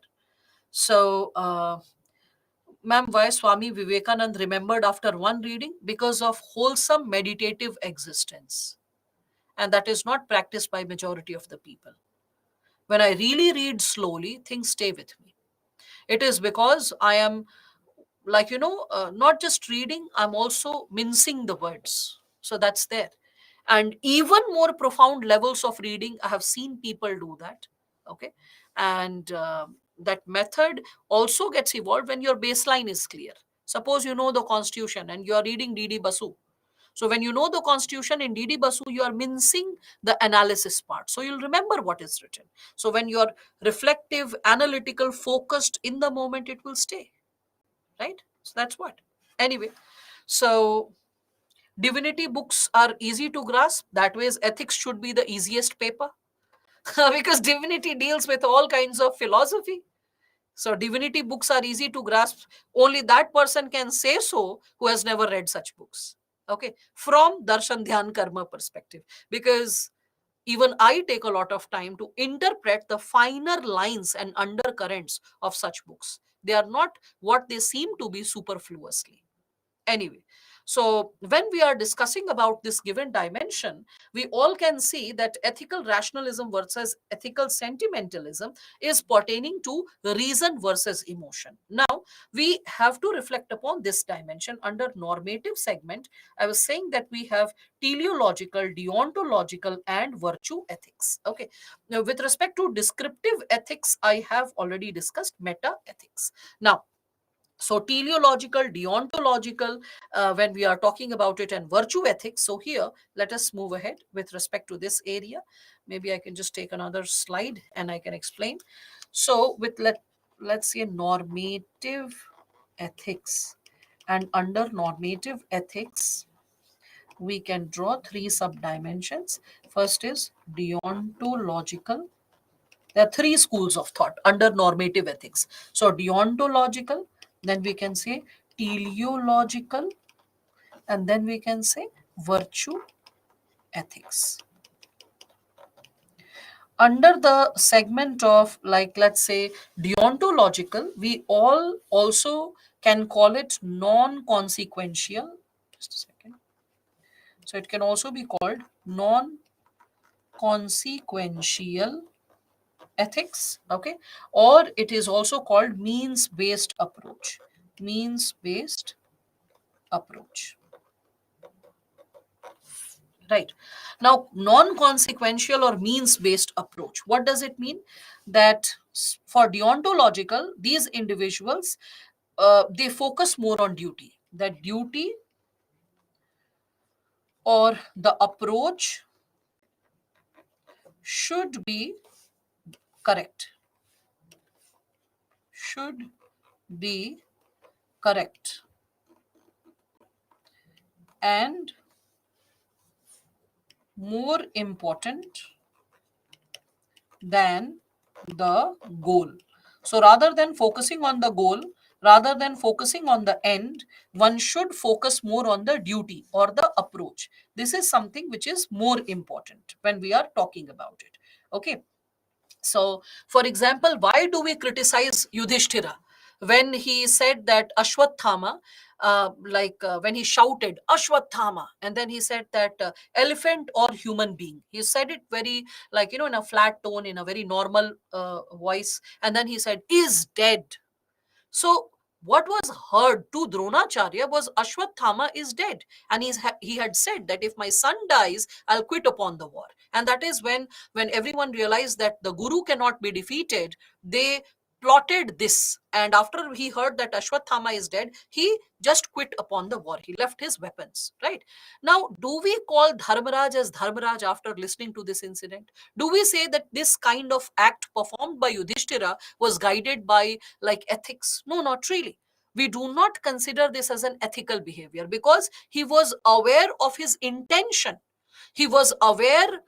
So he focused more on the outcome. He focused on the outcome that let Dronacharya leave the war and let me not speak like false. Let me speak the truth. But did he really speak the truth when he lowered his pitch while saying that the elephant or human being? Okay, when he was shouting Ashwathama is dead. So that was a high pitch note. When the pitch was not same, that Ashwatthama, animal or human, is dead. So because he enjoyed credibility in the society as an honest man, upright man, trustworthy man, Dharmaraja Yudhishthir, so Dronacharya could not even think that what he is speaking is partially true. It's not a completely correct statement, and I am encouraged to quit upon the war. So this kind of move is not considered ethical from deontological perspective, because the methods or the approach used to defeat Dronacharya, to make him quit upon the war, was not ethical in nature. Okay, it was not ethical in nature. I hope all of you are understanding this. So we can connect it from four perspectives: the idea of deontological approach from the perspective of duty, from the perspective of contract, from the perspective of justice, and also from the dimensions associated with rights. Let us reflect it from these four perspectives. Like when the German commander focused only on following the orders of the German Reich or of Hitler, when he did not care that because of my orders, millions of Jews will be gassed, old men and women, young children, innocent individuals, innocent youth will be killed unnecessarily. When the person did not reflect upon the kind of repercussion that could have been born, that could have been created because of that, that's something that can be associated with the dimension of, like, what kind of outcome is brought because of it, right? So when we are talking about this dimension of duty, okay, with respect to it, we can see that the German commander following the duty, German commander following the duty. When German commander is following the duty, it led to what? Killed many because of that, because the person did not focus on the end. The person did not focus on, we can say, the means that is being used. Okay, so when you are like only focusing on the end, that okay, I just have to follow the command, I just have to be an honest commander, an upright commander. Okay, so when the person is only focusing on the end, that I have to just take the order, irrespective of what it is, the means gets defeated. Okay, and because of which a lot of human rights violation can take place. Similarly, when we say contract, the present day soldier, the present day soldier is under what? Is under contract. And when the present day soldier is under contract, the soldier has to abide by the instruction of the senior, whatever the command may be. One does not have to pay attention to the validity of the command. If the person is saying that, okay, just pull out that water tap, or break the roof of that house, irrespective of why, what is the validity, whether it is settling a personal score, or is it associated with, the impact is associated with some professional activity which is essential to take control of a enemy territory or a disturbed disputed territory. No, if the person is blindly following the command in that situation under contract, in that situation also we can see this given possibility unfold. Again, yeah, sometimes even if senior ministers are giving instructions which are unethical, in that situation also you can consider. Yes, you can think it from different countries perspective as well. Now, with respect to justice, when you are focusing on the end, not the way, it is being executed. It's like, for example, we can talk about the reservation policy. When you are only focusing on reservation policy to be executed, when you are not questioning whether justice, rather proportional ayo wait let me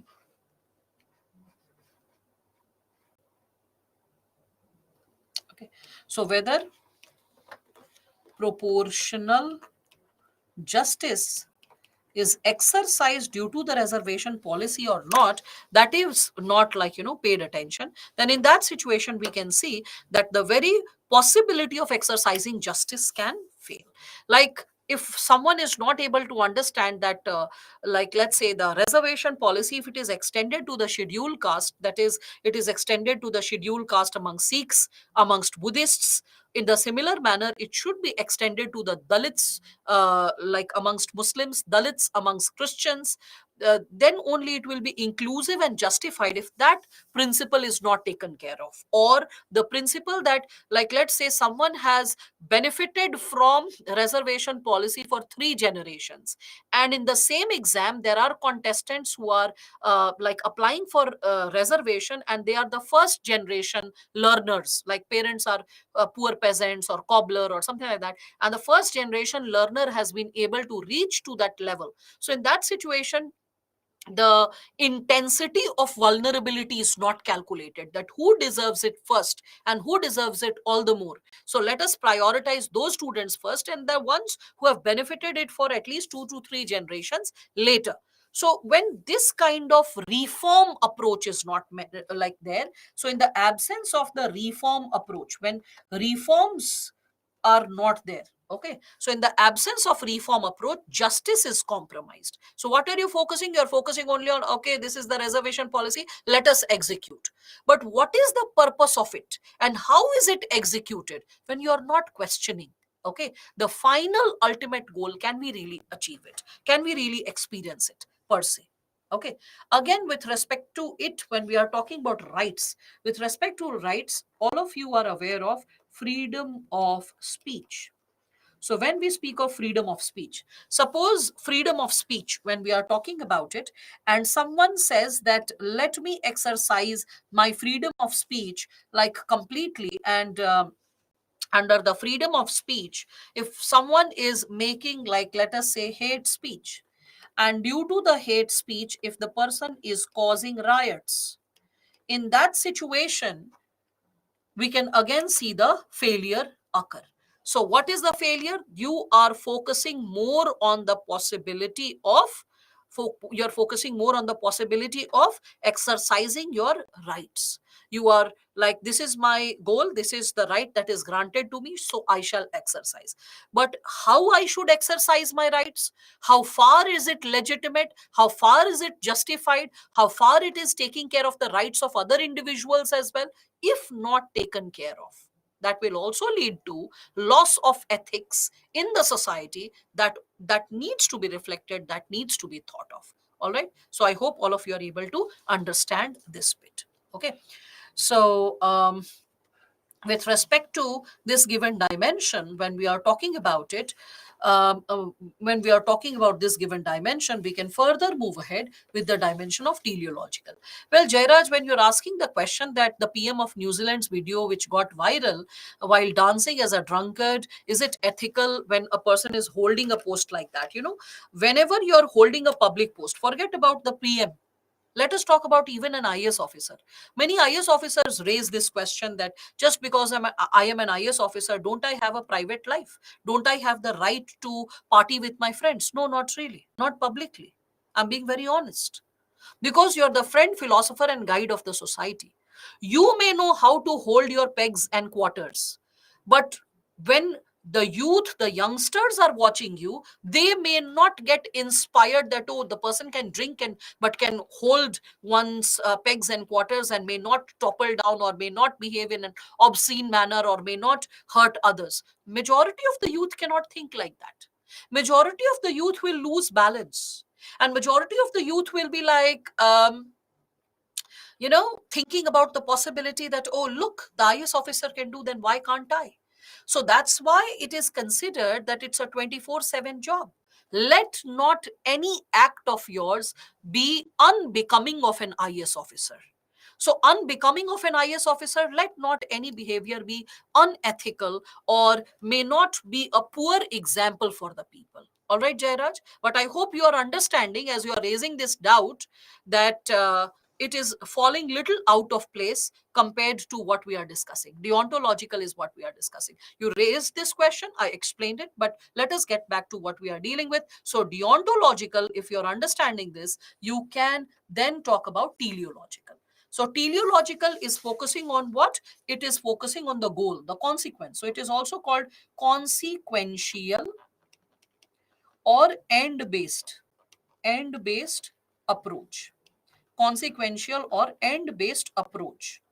For example, for this, what we can suggest is, I hope all of you remember the movie Razi, right? So if you remember the movie Razi, in that there was a dialogue which Alia Bhatt said that Watan ke aage kuch nahi. And she, as a Kashmiri girl, she was married into a Pakistani family, and she was married in the family of the army general. She was spying for Indian army, and she snitched and got all the vital information. In the process of extracting that information, a lot of death was caused in the family.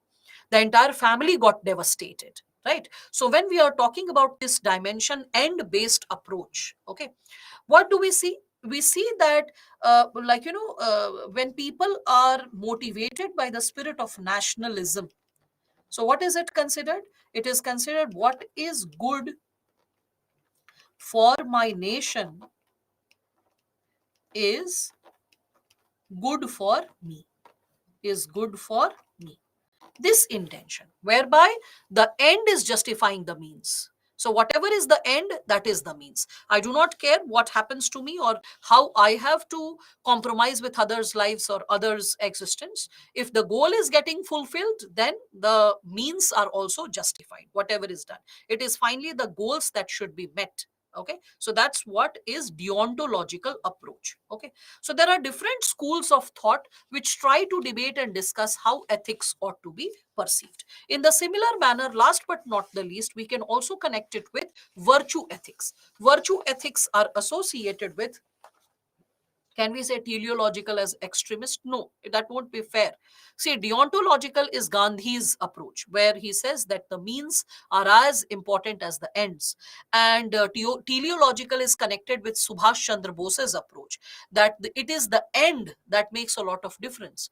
I should just focus on my ends. If I'm focused on my ends, then the means shall over the time period get justified.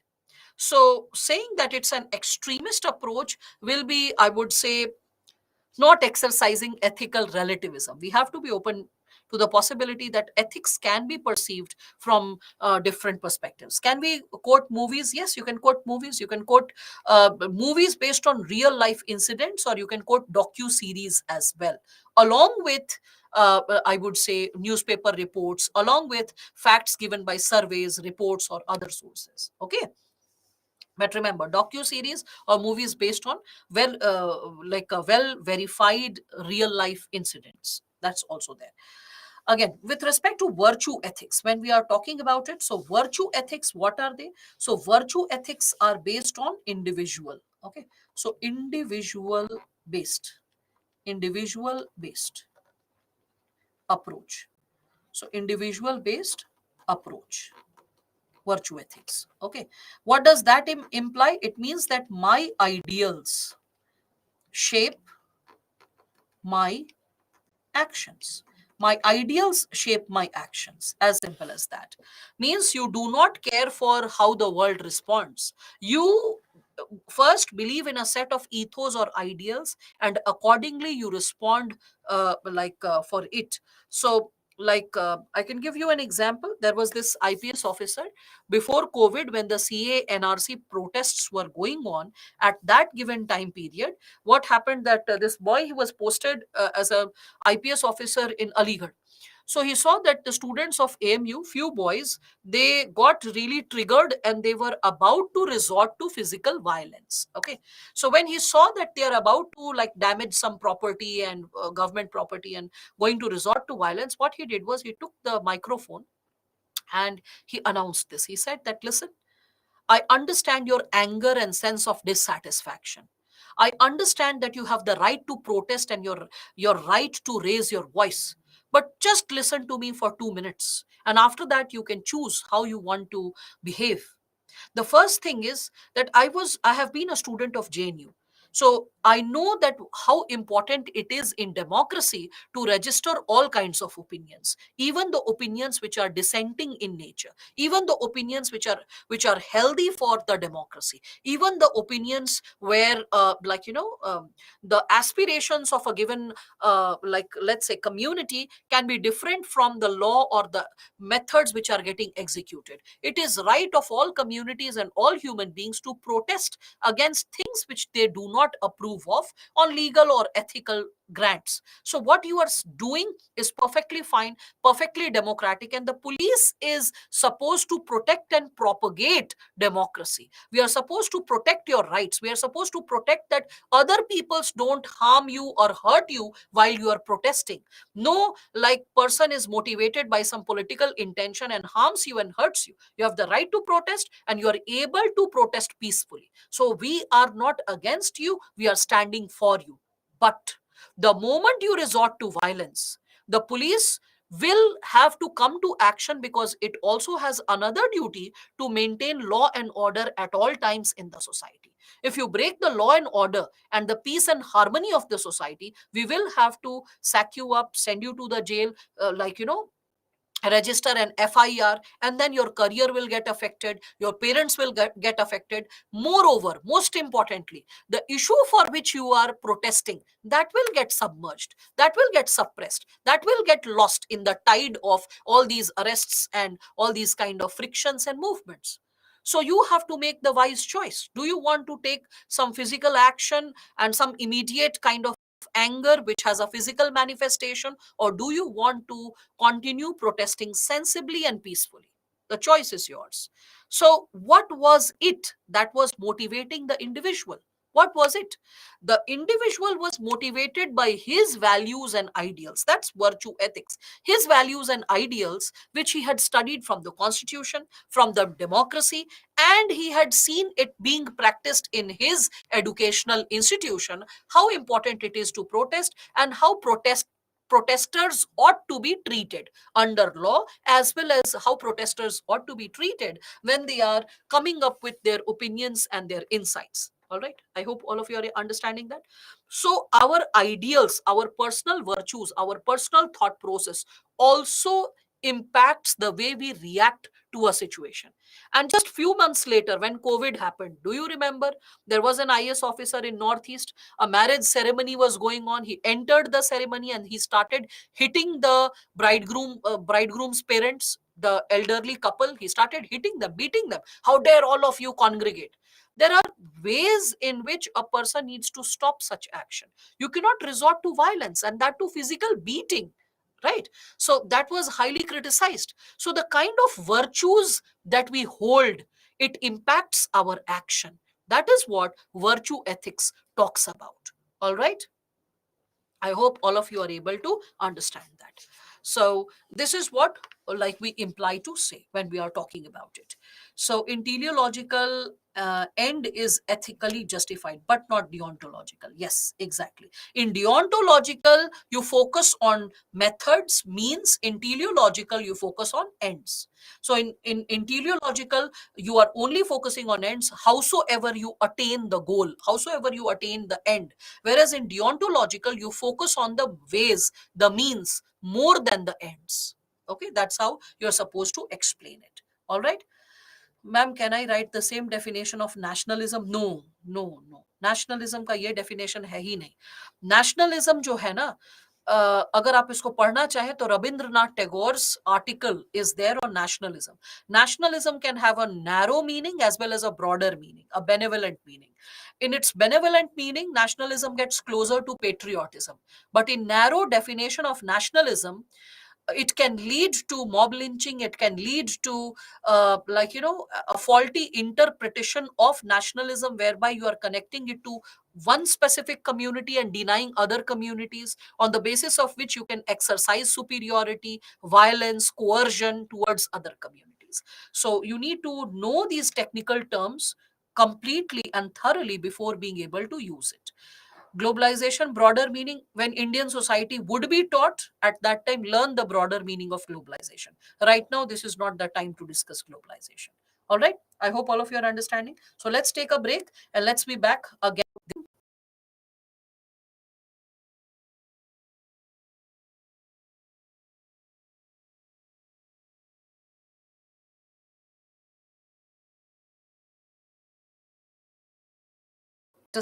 Karna was focused only on standing for his friendship, okay, and not whether his friend, all the actions taken by his friend is justified or not, ethical or not. So that also makes him in a way teleological, when you are focused only on the end goal, that I have to stand my friend for my friend come what may, right?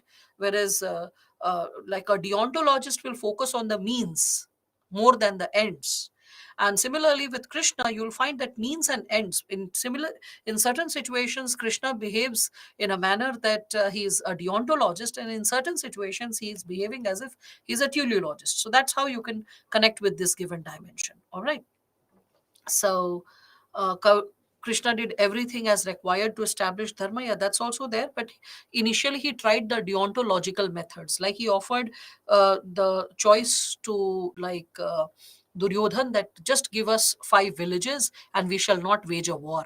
So that was a, I would say, like deontological effort, that let me first try to avert a war, try to avoid a war as much as possible. That's how, right?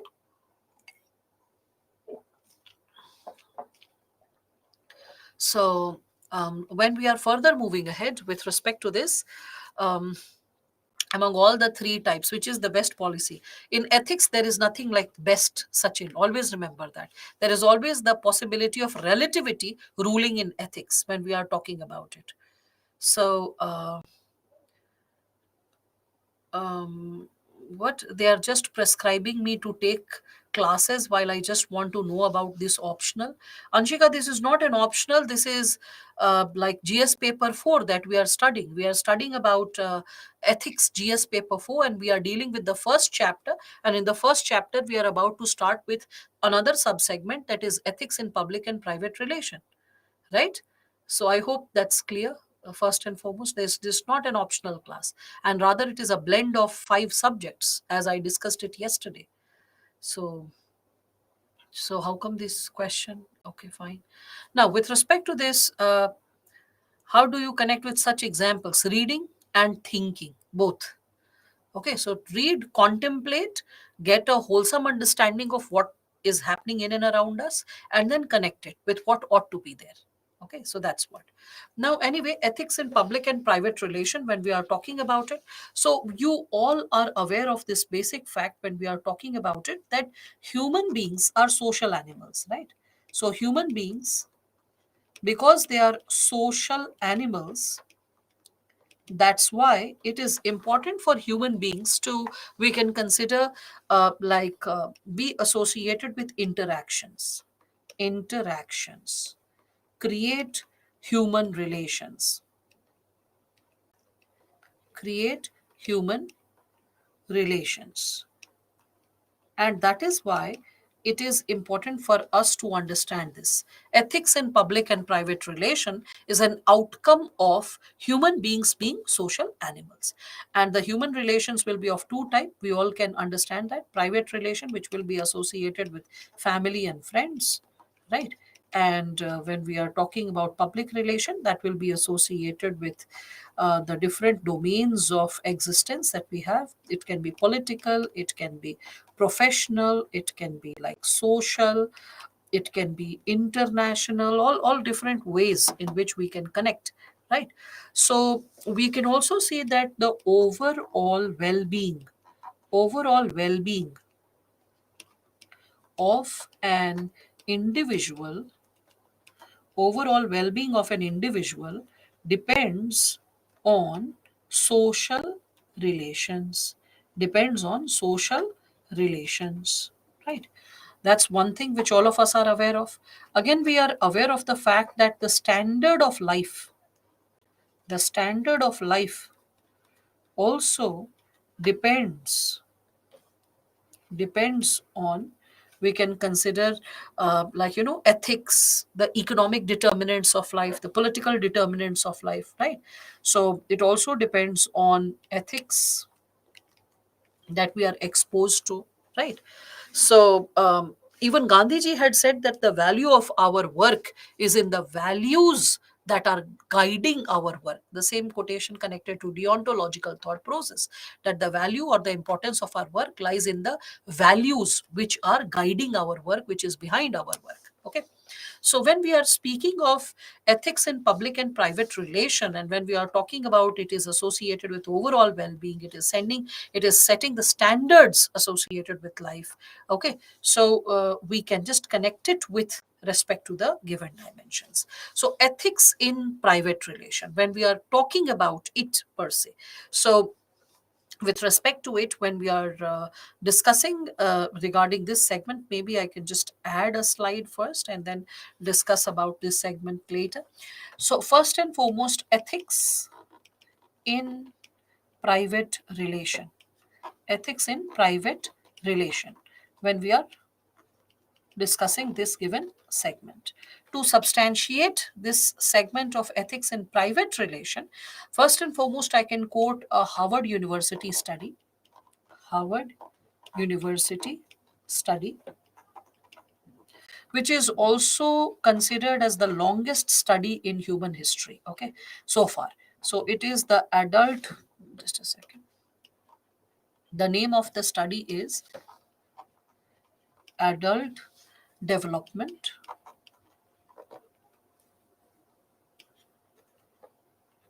There were 250 participants who were studied between the time period of 1938 to 2017. It is considered as the longest study conducted in human history. Longest study in human history. So, what was the major objective? So, the major objective of this study was, major objective of the study was to identify what makes human beings happy. What makes human beings happy? For this, you will find that people from different walks of life were studied. Okay, so different backgrounds, people from different, we can say, power structure, people from different access to wealth. Okay, they were studied. And when they were studied, what was found? That it is the human relations that ultimately make people happy. That ultimately make people happy. That ultimately make people happy when we are discussing about it. Okay.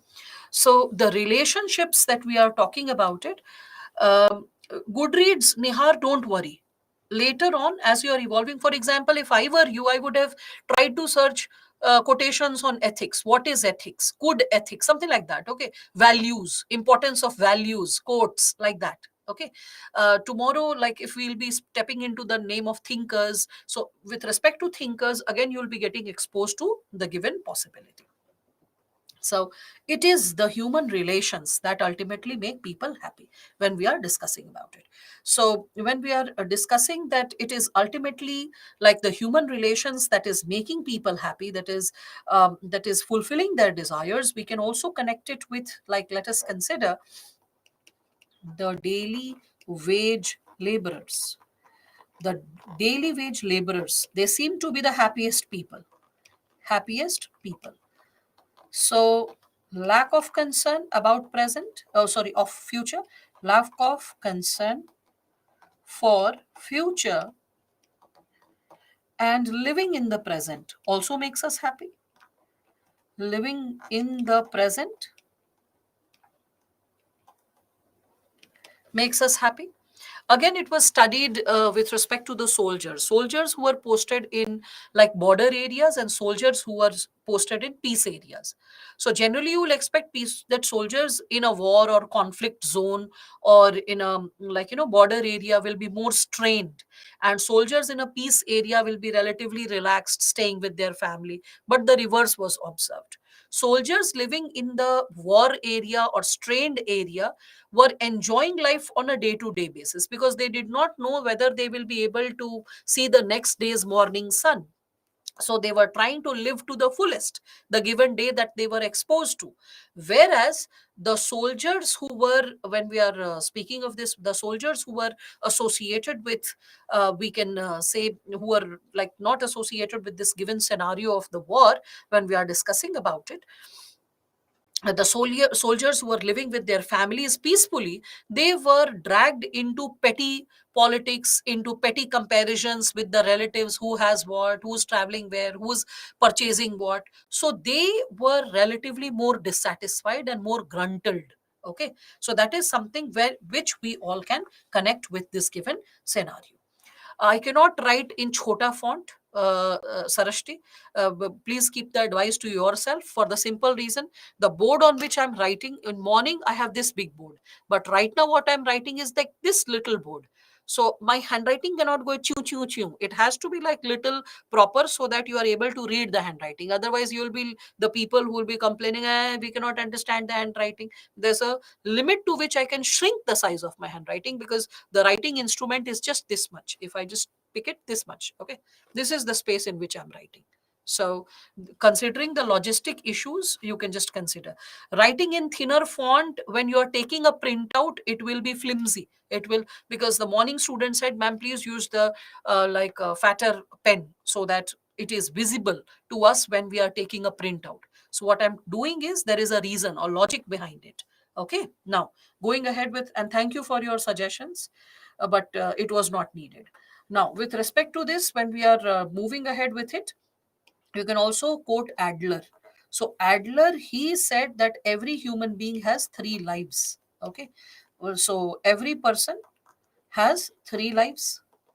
And what are the three lives? We can connect it with, we can consider professional life. We can also connect it with social life, and we can connect it with personal life, right?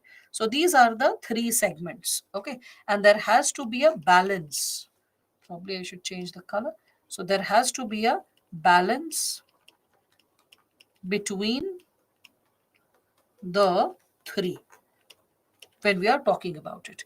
Then only we can have good relations. Good relationships can be based only when there is a balance between the three.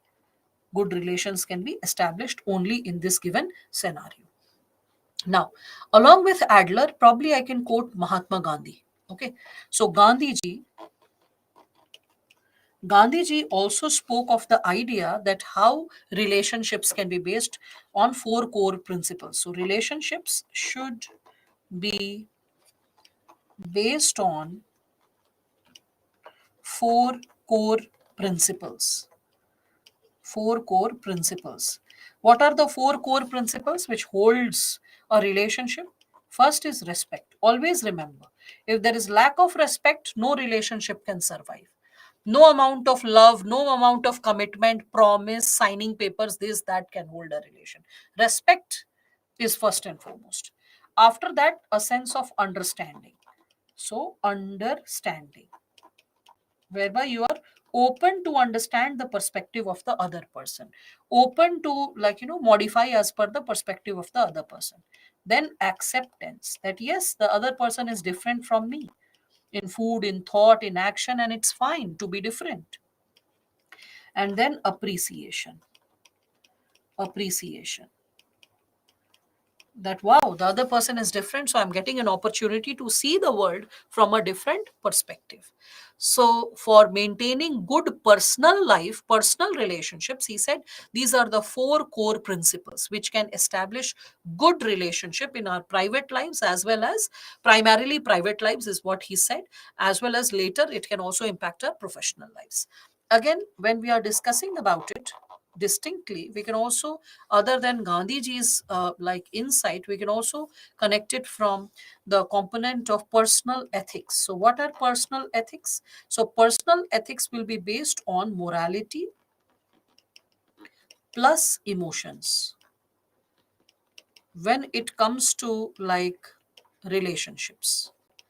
Personal ethics in relationships um, ought to be dependent on this when we are discussing about it.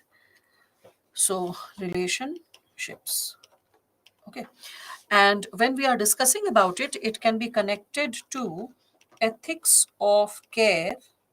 Ethics of care is what we exercise in our personal relationships versus ethics of justice. Ethics of justice. Ethics of justice is what we have in our public relationships. So, what do we want in our personal relationships? Personal relationships will be based on sentimentalism, and public relationships, we will try to exercise fairness, or in other words, we will try to exercise ethical rationalism. Right. Let me give you an example, and that will make sense to all of you. So, when we are talking about this component of ethics of care versus ethics of justice in personal relationships, you should be able to understand and correlate with this given segment, which I'm going to substantiate. Okay. So, let us consider for a while. Suppose there is a person who is uh, like let's say let's consider like that. Suppose your brother comes home someday, once in a while he goes for partying with his friends, and like once in 15 days or a month, suppose he is drinking with his friends. So and he's generally like acting sober, or he's not creating any kind of nuisance for family or society. He just comes back home very quietly, he lies down or sleeps, and if parents are there, he does not go for partying. So all that stuff he's maintaining. So suppose one day your brother comes, then in that situation you find that your brother has drunk, and he's coming and he's fumbling. Okay. And he's like as he's climbing the stairs, he's like, oh my god, something terrible has happened. By mistake, I just like hit a person on the road, and the person just fell down, and I could see blood, and I got so nervous. I just kept driving, and I just came, and I'm so nervous, I'm so scared. I don't know, have I killed the person? Should I reach out to the police? What have I done? So you'll first cool down the person. Don't worry, just sit down. So where did you cross, which lane, were there security cameras, how to go about with it? So like let us consider the person is like really nervous, and the really like taken aback, and you want to protect your brother if that situation is like occurring. Okay. So like let us consider, if Abhishek, you are attentive, you can understand it. Okay. All the game is all about being attentive. The game is about being attentive. Okay. And being in the moment, not distracted, not using something else or doing something else. Okay. So just connect with the concept. That's what I can suggest, like at the moment. So like let us consider that your brother is in that given situation, so you will try to cover up for your brother, or you will try to protect your brother in that given situation, isn't it? Now let us reverse the situation. Suppose you see that your neighbor, you're not in very good talking terms with your neighbor for any reason, and you know that the neighbor's brother once in a while gets into like partying, and you realize that the neighbor's brother, while partying, after every 15 days or a month, comes in an inebriated condition, and the brother or the another sibling sister opens the door and quickly gets the person inside. Now what happens is, one night you're awake and you see that the fellow is coming, and there's a slight dent in the car, and as the person is parking, it's brightly lit parking, and you can see that. And as the person is climbing, the person is like almost jittery, the person is like sobbing, and as the sibling opens the door, which is like your next door neighbor, so the person says, oh my god, some problem has happened, and like it seems I've hit someone, and the sibling is like, hush hush, don't talk like that, come inside, let's talk inside, what has happened? So in that given situation, okay, Will you exercise the same sense of justice which you would exercise when it is case of your own brother? This is what ethics deals with. Ethics suggests that when it comes to our personal relations, we generally tend to be guided by ethics of care. And what is ethics of care? We try to balance emotions with sentimentalism, or morality with emotions, our sense of right and wrong with emotions. That's what we try to balance, which is also referred as ethics of care. Then comes ethics of justice. Under the component of ethics of justice, we can see that there can be public relations. And under the component of ethics of justice, we can see that in public relations, it is fairness that is exercised at all times. So, like in ethics of justice, when we see that fairness is exercised, then we try to, because it is associated with our neighbors or it is associated with the larger world. So, we always try to be upright. We always try to bring in the moral compass. We always try to see that justice is meted the way, we want justice to be articulated on ground. We try to promote it accordingly. So that is called ethics of justice. So when we are talking about ethics in private and public relation, so in ethics in private relation is based on ethics of care, and ethics of justice is something which is determining the public relation. Abhishek, are you understanding that? Can you connect with this? Right? So ethics in two different situations. Yes, ethics also vary in two different situations, but right now the topic is not situation, Vijay. We have already discussed two different situations in ethical relativism, if you were present yesterday while it was being discussed, right?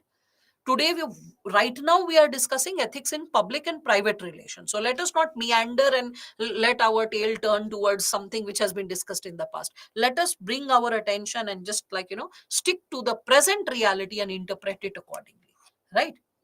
So yes, we want justice from others. In all case, with respect to others, we want fairness to prevail.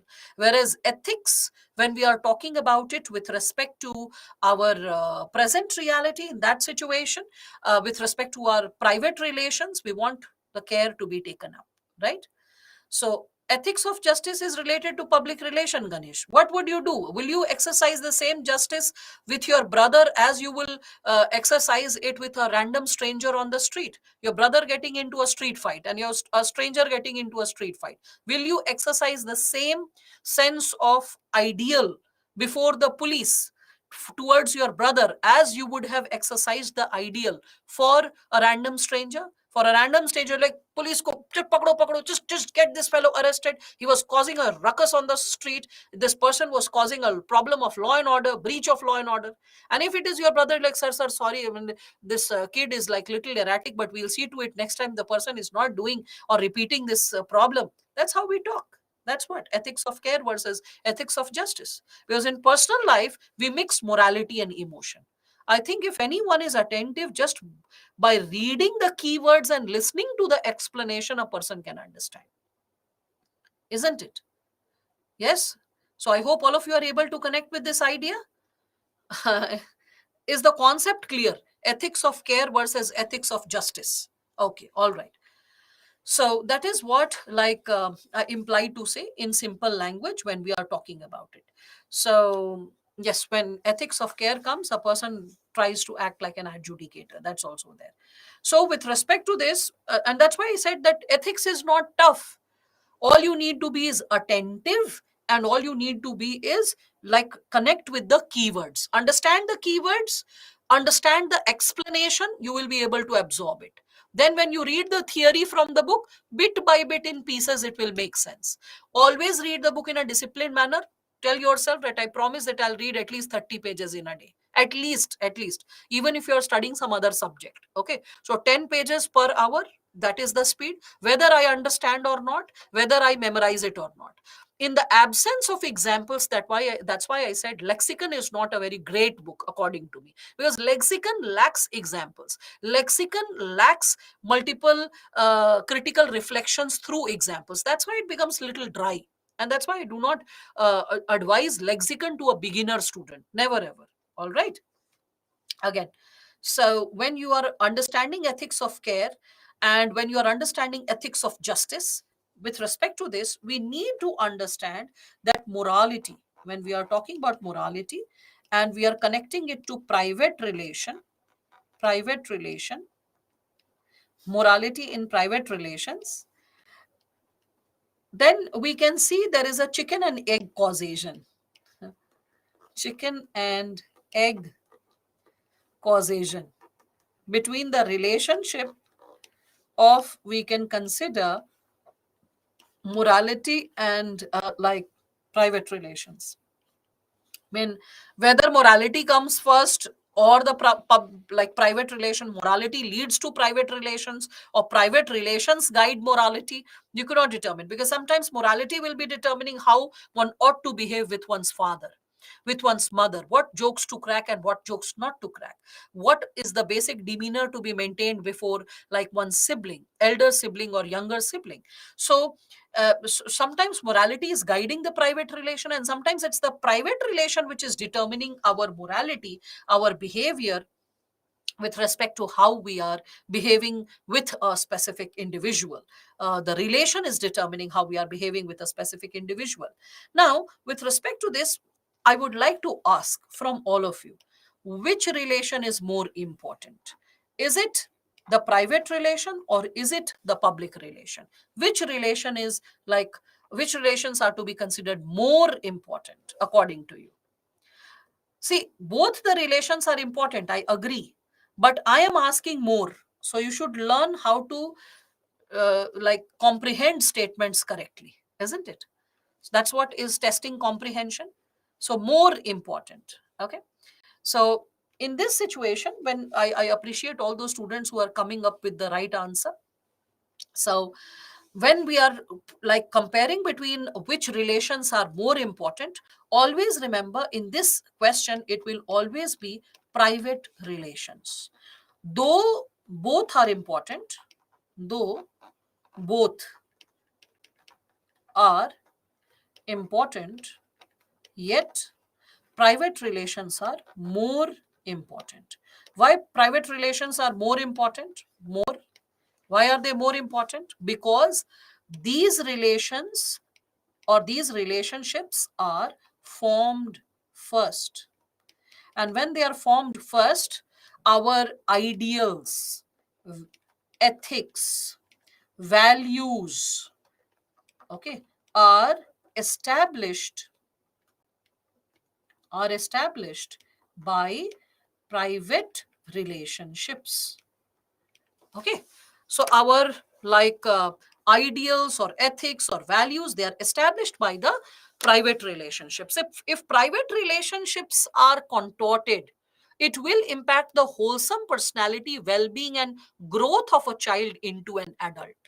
Okay, where does a child learn corruption or speaking lies? First and foremost, the child learns it from the family. If we are really, like, looking upon it, when we are talking about it, Vijay, difference between personal and private relation, beta, you should have been present at all times, no, in the class. You should not have jumped in the class randomly in between, right? When we started with it, didn't we start the chapter private is family and friends, public is in political life, professional life, social life, like in the extended. So why didn't you start the session when I, like, completed the break? You should have joined it in the right time.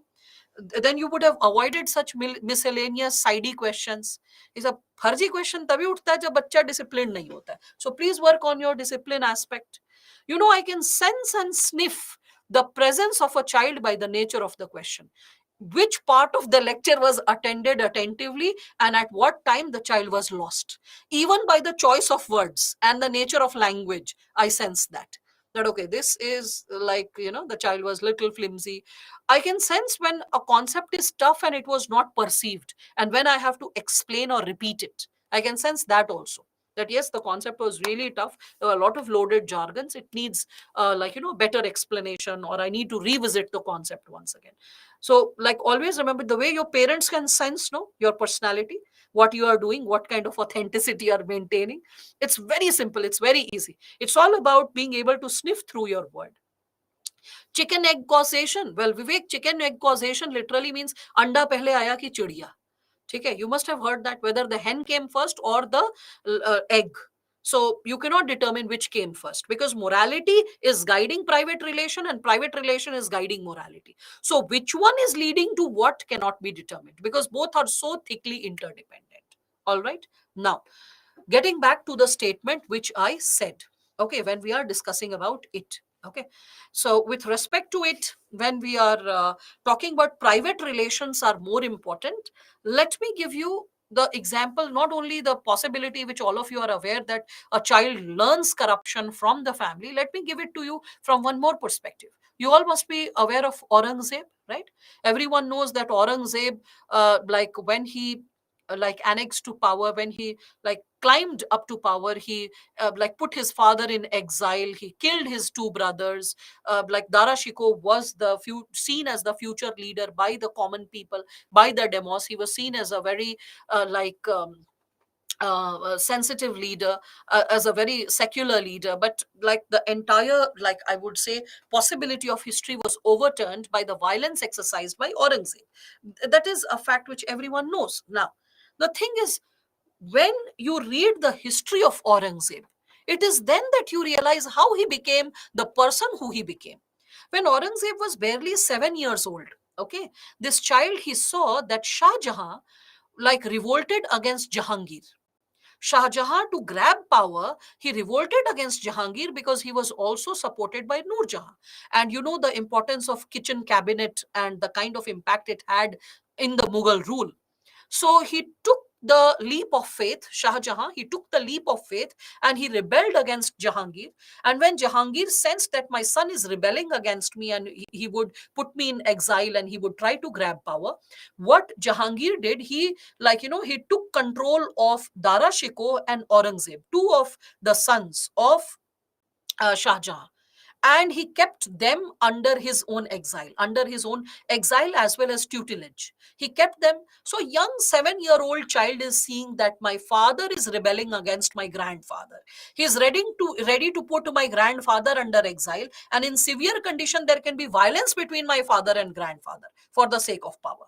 Later on, when Shah Jahan actually climbed to power, he killed his another brother, and that is how Shah Jahan climbed to power. So the growing Aurangzeb is seeing that my father is killing my uncle, and that's perfectly fine to grab power. Right.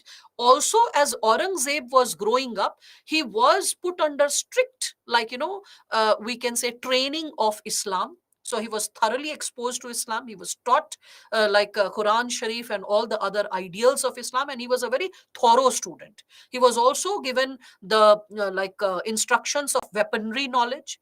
And the boy is aware that we can eliminate brothers and we can put fathers in exile for the purpose of grabbing power. So, this part of history, when you read, that is how you connect it with ethics. This is what is darshan and then dhyana, and then putting it in karma. That's how you attain wisdom. No book is going to do that for you. When you're reading things like from different subjects, chapters, you are going to pick information, and after picking the various aspects, you are supposed to weave the entire fabric. Okay. So when we are discussing about the very possibility associated with it, you need to do some meditation, Partha, because that's an exclusive problem. Okay. And that will impact your wholesome preparation related to other subjects also.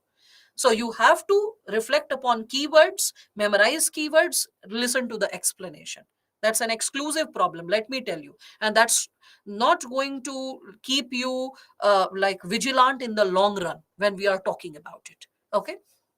So when we are, yes, Akbar had fought with Mirza Hakim also, that's also there, but let us not meander here and there. Let us focus on this given dimension, that a young Aurangzeb, as this young child is growing up, in the process of growing up, he is getting exposed to different types of do's and don'ts which his family is exercising, and through that he is gaining his own set of ideals, values and standards, that what he can probably do to climb up to power. That's why our private relations play a very crucial role to shape us in the long run as an adult. Right? I hope all of you are understanding this. Yes? So our private relation, how we have behaved as a child, what experiences we have held as a child, shapes our possibility how we grow up and evolve as an adult. Fine. So I hope all of you are able to understand this when we are talking about which relations are more important. So I connected it with history. And history, something which all of you are aware of, like the tussle of power between Jahangir and Shah Jahan, and then further that of Aurangzeb. And this is how you exercise wisdom. You know facts. When you introspect about facts, you are able to connect facts with other kind of similar theories or concepts which are being discussed. This level of connectivity and fluidity is possible when you have wisdom. All right. Now, with respect to this, when we are talking about it, well, private relations are permanent. Again, Basia, as you are talking about it, that can be a like personal opinion. Private relations may or may not be permanent. How about a child who is a victim of rape by one's own father? How about a child whose mother is selling the child? How about a child who has been beaten up mercilessly, because of which the child broke some bone or created some disability, got some disability because the parent was too harsh? Ask those children with respect to quote unquote the idea of permanence. Okay. So generally, private relations have a more long term impact on an individual's personality, life, and existence. Beyond doubt, that is an uncontested fact. All right. But the idea of permanence, impermanence can be due to natural reasons, the elimination of family, or it can be due to social or some immediate reasons as well. Okay, that's also there. Now, with respect to this, as we are talking about it, what relations become more important from the perspective of a civil servant? I mean, when you are at home, it is your family, but when you are in office, it is your office. That's why when you are wearing your, like, let's say, official cap, you're not supposed to touch the feet even of your parents wearing the official cap. You're not supposed to greet your seniors wearing the official cap, because the official cap is the mark of the state. That's why you will see that when an officer is greeting the senior, takes off the cap and places it under the arm and then greets the senior. That's the basic decorum. So I hope you're getting some idea associated with it. Now, anyway, when we are discussing about this given dimension, let us like reflect upon it from this dimension of ethics in public relation. So what do we imply by this segment of ethics in public relation? So public relation can be associated with the three organizations of the government, like all of you are aware of it: the executive, the judiciary, the like legislature. Some child will be like judiciary समझ में नहीं आ रहा है, so I'm just reading. Okay, so judiciary and then legislature, right? It can be also associated with ethics in public relation. For a civil servant, can also be guided by the constitution, right? It can be also guided by the protocol. Protocols can be like governmental, or they can also be international. Ethics in public relation are formal. Basically, they are associated with formalized relationships. So, formalized relationships. And when they are associated with formalized relationships, we will see that there will be dominance of reason. Dominance of reason. And when reason is dominating, okay, so when reason is dominating, it is then that we are able to understand that the public relations, when we are talking about it, they need to be like evolved, whereby our private sphere or our private lives is not something which is dominating the public life. Okay, so there should always be dominance of reason in this given situation. Okay, so and when there is dominance of reason, then you realize that these relations will become predictable. So relations are predictable because you'll follow the protocol. Okay, so relations are predictable.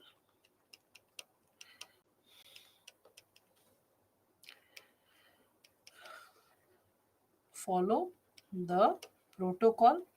So when you are following the protocol, the relations become predictable, as simple as that. And when the relations are predictable, we all can see that because of this, we all can see that the possibility is associated with some legal and social obligations. When the relationships are formalized, then there are legal and social obligations which has to be followed at all times, right? So when we are talking about ethics in public relationship, so the ethics in public relation, it will be constantly be impacted. Okay, so probably I can just add something more, just a second. So we can say that ethics in public relations will be influenced by norms, values, laws, ethics, and reason. All this will prevail in a formal relation. This is what you have to conclude in your answer, right? As per the society, as per the profession, even the religion, other social contexts, all that has to be taken care of. All right. So, but in reality, okay, but in reality, both public and private, both public and private relations are linked together, linked together, and they are linked together on the basis of what? They are linked together on a, we can consider a relationship continuum or a bipolar continuum. Bipolar continuum. What do I imply by a bipolar continuum? See this, I'm drawing a diagram, you'll be able to connect with it. So when I'm talking about a bipolar continuum, there are two extreme ends. First is, like, let us say the private relation. So private relationships are more like the nibba nibbi relationship of modern day. Okay, noon roti khayenge, लेकिन वो क्या है, रिश्ता ऐसे ही निभाएंगे, something like that, right? So the same thing, you can connect it with Romeo and Juliet, where the relationship is extremely private and extremely intense. You're ready to even, like, sacrifice one's own life when we are talking about it, right? I think blue is perfectly fine on a white background, right? So please use different colors. That's just not needed. In your exam also, you cannot use multiple colors, Shubham. Okay. So, I mean, it's very easy at your age to use green, blue, black, pink kind of pens. Okay, I say this to my students that when you're writing the mains exam, at that time you will be using one pen, and being able to write through one pen and underline the keywords will be already a very big challenge because of the number of questions and the way you have to complete it. So get into the habit of not seeing a multicolored dimension until and unless we are using the dimension. Even using two pens is a luxury. Blue black pen is also a luxury. Swarufuddin. If you really see, students struggle to complete the word limit of the mains exam. So using two pens is actually a luxury. Being able to understand the question, interpret the question, recall the content, structure the answer, and write it down within like 6 minutes, because 1 minute goes in reading and interpreting the question. So 6 minutes, 150 words, or 11 minutes, or other 10 minutes, 150, like 250 words, it's a very big challenge. Okay. So that's what I would be suggesting. See the instruction given in the exam when you are writing mains, because generally it's blue and black, but some state commission exams, like for example Uttarakhand, 1 year made it very mandatory to use black pen, no other color. So students were suddenly like in a chaos that, oh, we are just carrying blue pen. So the principal of the, like, principal of the school in some prelims exam, like, made the staff run and get all black pens available in the market. So that's something like, before going for any exam, please read the instruction. Don't go by the standard protocol that you know. Okay, read the basic instructions, follow it accordingly. Now, So when we are talking about this given dimension, private relation and public relation, so in public relations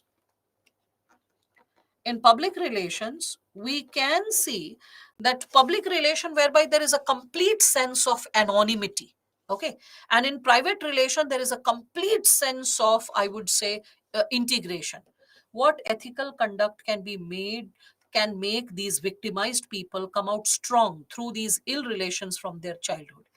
Jyoti, there are so many things which build people. It is not only the ruptures, damages, and frictions and challenges which a person undergoes. In the process of evolution, a person may read good piece of literature, may come across some compassionate people as a neighbor or as a grandparent or like as a teacher.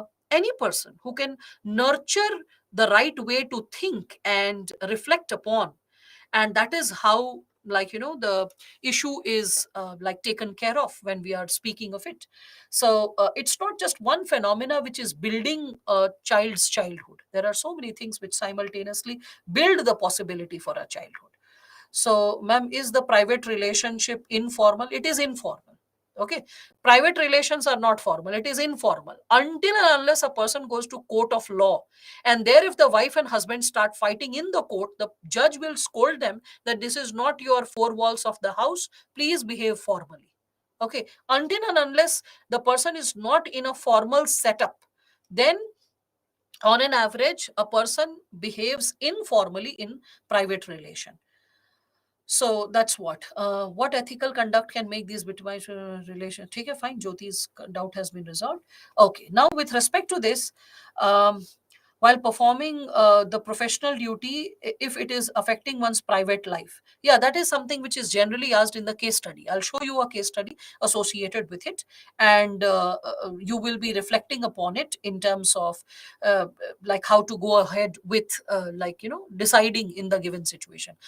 The basic issue is that when people hear that, oh, my mother was threatened, my wife was threatened, people start feeling so wobbly and like crumbly. Why do you forget that you are also an officer and you have the system to protect you? If anything happens to you or your family, it will be a blot on the system, that the system failed to safeguard its officers. You are not a regular citizen.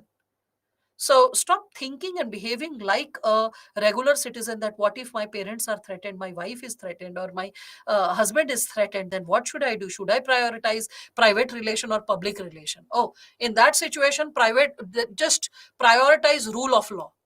Someone is inflicting the rule of law, someone is not obeying the rule of law and is ready to breach it, whereby even your family is involved, and you have the law and order in your favor. You are also an officer, you have the system supporting you, so you can enact even in a far more I would say assertive manner for that matter. Okay. So is there what okay ma'am, army men in East India Company had private relation with peasants and villages. Well, that's just like another example. All right, now, so with respect to this, I'm not getting what type of questions I get in the chats. I have no idea how the chats are like arriving to you, Krishna. Okay, I'm not the person who is technically capable to explain what you are receiving. In Jyoti Maurya's case, okay, Jyoti Maurya's case is not something unique that should surprise you. It just got sensationalized. I mean, are you people not aware of such facts happening every once in a while? It used to happen in my generation, my seniors' generation, that people used to go to Labasna and do settings for their marriage. It was more like a marriage bureau, whereby people used to find people of their cadre, their rank. It was more like matchmaking as per the suitability of their rank and cadre and this and that. That is what was observed. And don't we see that every now and then, like in our times also, my seniors, or I would say that my batchmates experience this thing, that if the girl is getting selected, she is kicking the guy out of the life. If the guy is getting selected, kicking the girl out of the life. Quite a rampant phenomenon. quite a normal phenomena. So much of heartbreak happening in and around. One of the, 2008 All India under 50 rank girl, she was in a relationship with another guy, and when she got selected, she kicked him out. I'm not taking the names because it will be unethical. And what happened, that the guy was so heartbroken, and he was the one who was preparing notes, helping her out, supporting her. And we were like, this girl, I mean, this is like sheer cheating. But I mean, this is what she was being very professional about her selection and about her, I would say, orientation. The guy, next year again, he appeared for the mains and he failed in the English compulsory paper. He was a Hindi medium student, failed in the English compulsory paper. He took 1 year's break, again appeared for the exam, and it was probably 2011 or so, and he was under 10, All India under 10. Okay. So there have been so many things which have unfolded post globalization, whereby people are more materialistic, more individualistic, more career oriented, more oriented to their own private concerns when we are talking about it.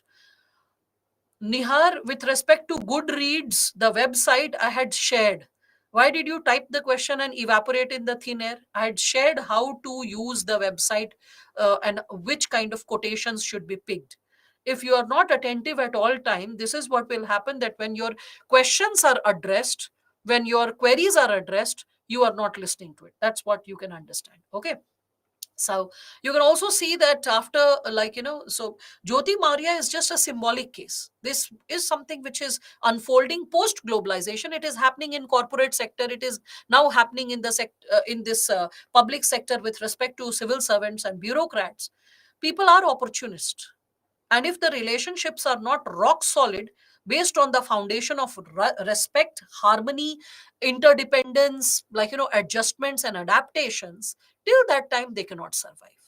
Okay. It doesn't matter whether people leave each other for the sake of property or is it for the sake of rank. I mean, after all, it's just a job. But how come the job is like larger than life for an individual? Because the person considered it larger than life, right? So that's what. And that is also something which all of you can consider, connected to globalization, how globalization impacts family and marriage, how it impacts the ideals, the ethos, the values of a society.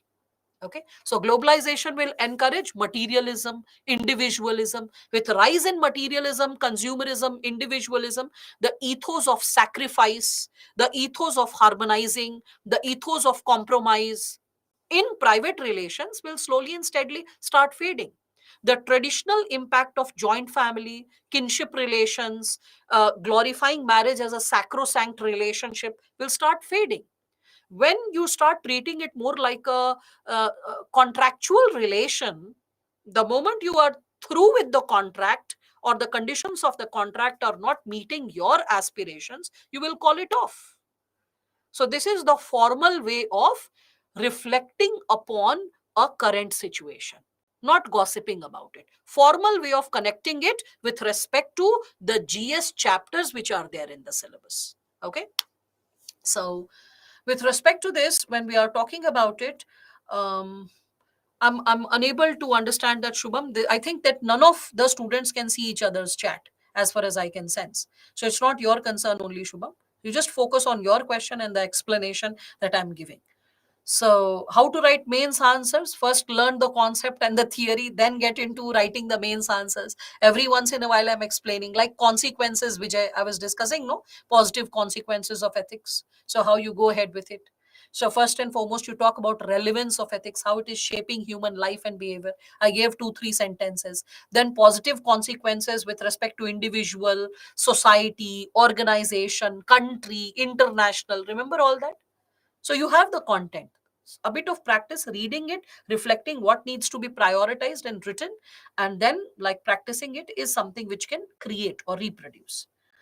All right, now, but these cases or any other unethical action impacts another life as well. Yes, definitely. It sets standards for the society. Your generation, I mean, I gave you the example of 2008 and 2010 batch seniors who are like 15, 17 years senior to you, right? Doing the same thing what you are seeing Jyoti Maurya doing. So she's just a symbolic person. So many people are indulging in such acts. So what happens? Jyoti Maurya must have seen some seniors doing that. Her seniors must have seen some people doing that. Right. So it is a phenomena which has caught up because of this, I would say, individualism, like taking a grab over private relation, our private choices. Anyway, here getting back, so private relation and public relations, when we are speaking of it, we all can connect it with the Jyoti Maurya kaun hai, forget it, who is she? I explained the entire Ramayana, you are asking who is the Sita. So it's perfectly all right. So when we are talking about this given dimension, that's the problem. That's the problem, that there will be a lot of repercussions which the society will be handling because of these cases, because people who are not morally strong, or who are not having a lot of confidence in their own child or in their own sibling or in their own partner, they will be the people who will be acting flimsily, and other women will lose opportunity. But the truth is, anyone can behave in such a manner, a man or a woman, isn't it? Anyway, getting back, so in terms of public relation, when we are discussing about it, in public relation, we can connect it with the old school bureaucracy or the Weberian bureaucracy. In syllabus, Max Weber was asked in GS paper for 2013 or 14 mains. There was a question associated with Max Weber. So do not think that I'm introducing sociology here. Max Weber is a thinker who's in sociology optional also, he's in public administration optional also, but in your ethics paper, there is Western philosophers and thinkers. Hence, the possibility was asked there as well. What is bipolar continuum? Well, Nilesh, bipolar means two extreme. Bi means two. Polar means there are two poles, two extreme ends. Continuum means when the two poles are not isolated, they have a sense of continuity. So let me explain, you will understand how they have a continuity. Okay, now, so in public relation, the Weberian bureaucracy, which like you can consider, deals with the segment, the Weberian bureaucracy, which deals with this given insight or this given segment, that the bureaucrat should be a formal group or a formal organization which is having an impersonal relationship from the people, not jesting, not talking, maintaining a distance, okay, only sticking to rules and regulations, abiding by rules and regulations at all times. So the traditional explanation of bureaucracy, or the traditional definition of bureaucracy, which is also associated with Weber's explanation, Weberian bureaucracy, please understand this, is associated as an example for hardcore like public relation, how public relations are highly formal, highly distanced, highly dissociated when we are speaking of it. Now let us bring it little closer. How can we bring it closer? So it becomes closer when we are talking about post Weberian bureaucracy. In post Weberian bureaucracy, it is suggested that bureaucrats should not distance themselves from the masses. Please pay attention at all times, people. This is something very important I'm explaining to all of you. So, in post Weberian bureaucracy, it is expected that people should not distance, the bureaucrats should not distance themselves from the larger masses. The bureaucrats should be friendly to the people, they should be compassionate to the people, they should once in a while be open to interact with the people informally or within the department also. Okay, for example, for solving a critical criminal case, there is a possibility that a police officer who's supposed to maintain secrecy at all times may call up his ex senior who was there in another department, maybe crime branch or something. So this person has moved to cyber crime, so the person is calling up his senior from crime branch and saying that, sir, I learned so many things under you in past 5 years, sir, there is a cliched case, can we meet for it? I mean, though I know that you're not assigned, but maybe I'm unable to catch hints and unable to solve the case. Maybe some suggestions that you give me will open my eyes and perspective regarding how to solve the case. Okay. So with respect to this, suppose the bureaucrat is consulting the senior bureaucrat and meeting in some like public cafe or something like that and discussing the basics of the case. So this is something which is what post Weberian bureaucracies permitting, allowing, encouraging, but Weberian bureaucracy will not. Again, in the similar manner, Weberian bureaucracy will be like the bureaucrat should always have formal rules, regulations, should always have an impersonal relationship, should distance from the common public. Whereas the post-Weberian bureaucracy will say that, oh, the police should be like, the friend and the guide of the people. Like, for example, a police, like you could see in the COVID times, the police was reaching out to the senior citizens who were isolated, right? And their children were staying in another city, so the police used to go and ask about their well-being, how they are, whether they have medicines or not. Okay, if there was birthday, the police even went and cut cake, if you can recall all that. So when we are talking about the post-Weberian bureaucracy, post and after Weberian bureaucracy, there's no confusion, it is one and the same. Post ka matlab hi hota hai after, shubham. Okay, post means after, later. Okay, so when we are talking about post-Weberian bureaucracy, means the later day bureaucracy, means today's bureaucracy. How today's bureaucracy is following a different set of rules and regulations compared to what traditional bureaucracy ought to. So the traditional bureaucracy was more formal. That's why you can see Weberian bureaucracy, have marked it over here. And when we are talking about the post-Weberian bureaucracy, we are marking it over here. So it is moving, no? You can see it's moving towards what? More towards going informal with the common masses. In the similar manner, you can see Romeo and Juliet, hardcore, like emotional relation, private relation, completely within themselves, not even sharing about their emotion to their friends, family, etc. Now, a level is whereby, like, some people say that, oh, my friends are like my family, and they are sharing everything related to their relationship chaos or dilemmas to their friends. Even more, there can be situations like, for example, if you have watched this Netflix series called Decoupled. Okay, so in which, I'm just giving it as an example. So, for example, we can say that in the, like, couple who are, like, staying together, but the emotional warmth is gone. So staying together, but no more warm. Like, there is no emotion left between the couple, but they are staying together because of the comfort, that who is going to adjust to a new person now, make adjustments related to a new kind of, like, individual. It is so tedious, right?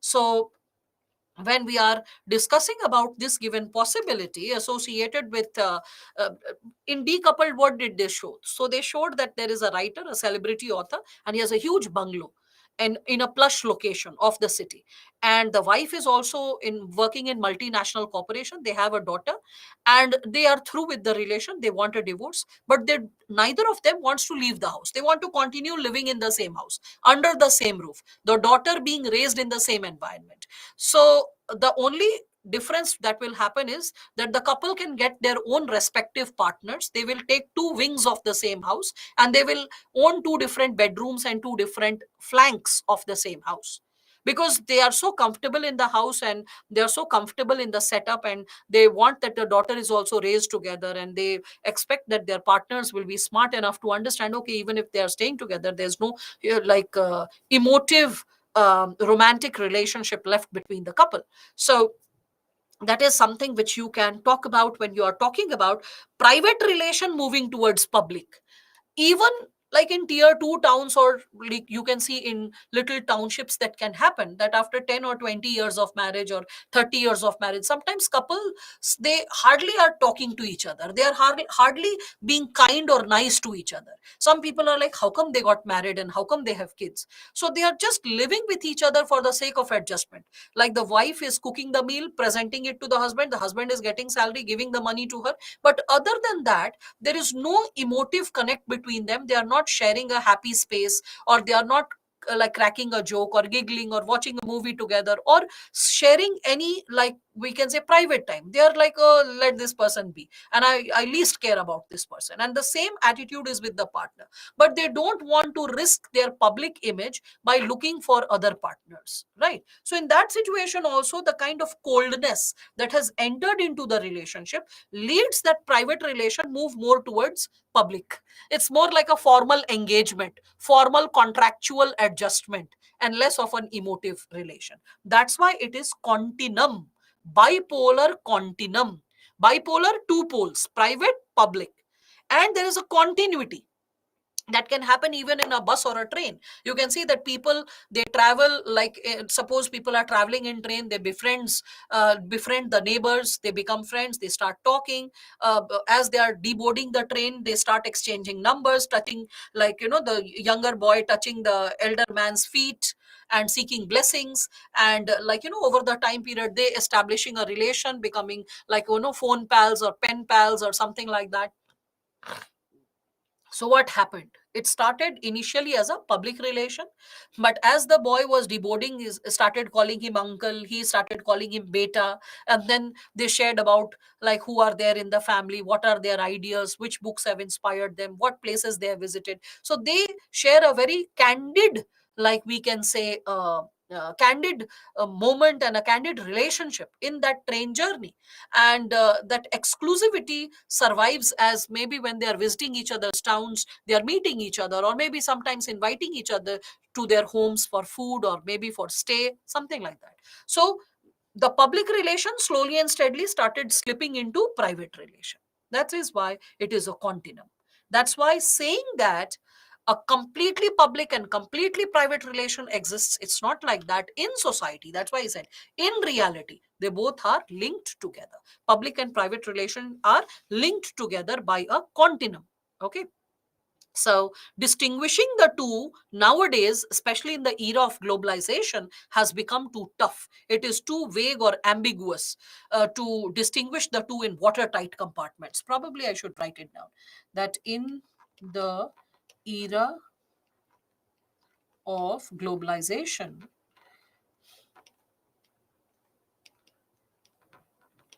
distinguishing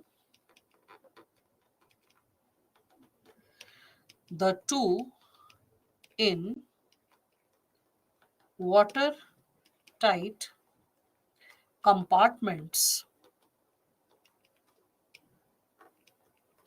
is not possible. Okay, it is not possible. It is very difficult, or it is too vague to do so. Too vague and ambiguous. Too vague and ambiguous to think to do so. Think to do so. So we have friends on Facebook, Instagram, or different other public platforms. We don't interact with them, right, very regularly. And with few of them whom we didn't know, random strangers we befriended. And there is a sense of deep sense of respect and connectivity that you may develop related to them. So that's what, when we are talking about it. So, yes, yes, that does happen once in a while, Vijay. So a stranger becoming strong relation and a relation becoming stranger in this bipolar continuum. So very true. That's what. So I hope all of you are able to connect this public and private relation, right? So the public and post-Weberian, B is for bureaucracy. Okay, B is for bureaucracy pile. So that's what. So I know PayPal, not phone pal. No problem. Pal was for friend. Okay. No problem if you don't know. Earlier there were pen pals in earlier times when phones were not there. And internationally, people used to exchange their addresses to become pen pals and write letters to each other, send pictures to each other. That is how two civilizations, cultures, or people belonging to two different countries used to interact. There were magazines who used to publish the address of pen pals. You could get your address published and someone could get his or her address published. So a lot of people exchanged a lot of letters and became amazing friends by being pen pals. Okay. That was another era. That is, I'm talking about like late 1980s, early 1990s. I've seen that happening in 1990s. Okay, so that is before the phones arrived. That was my school days. So a few of my friends had amazing pen pals from different parts of the world, from Australia and from US. So it was very different. So ambiguous means vague, something which is not clear. All right. अच्छा हाँ, जल्दी में M छूट गया. Thank you for highlighting this, that ambiguous में M छूट गया है. Yes, so it's am. Yeah, happy. All right, so when you all are able to understand this given dimension, so we can like further reflect upon this given dimension, difference between public and private relation. This is nothing but just a quick read. Okay, when you are just giving a quick read to this given dimension, you will be able to connect with it, the difference between public and private relation. It's just certain keywords like private relation, they are inherited. It's not something that we are choosing, right? So it is by default that we are born in a family, and that is how we get into a private relation on an average. Love marriage versus arranged marriage is the only dimension whereby in private relation the component of choice can be exercised, but on an average there is not enough space or choice. Once the marriage is concluded, whether love or marriage, again it becomes like dimensions associated with this given segment when we are talking about it.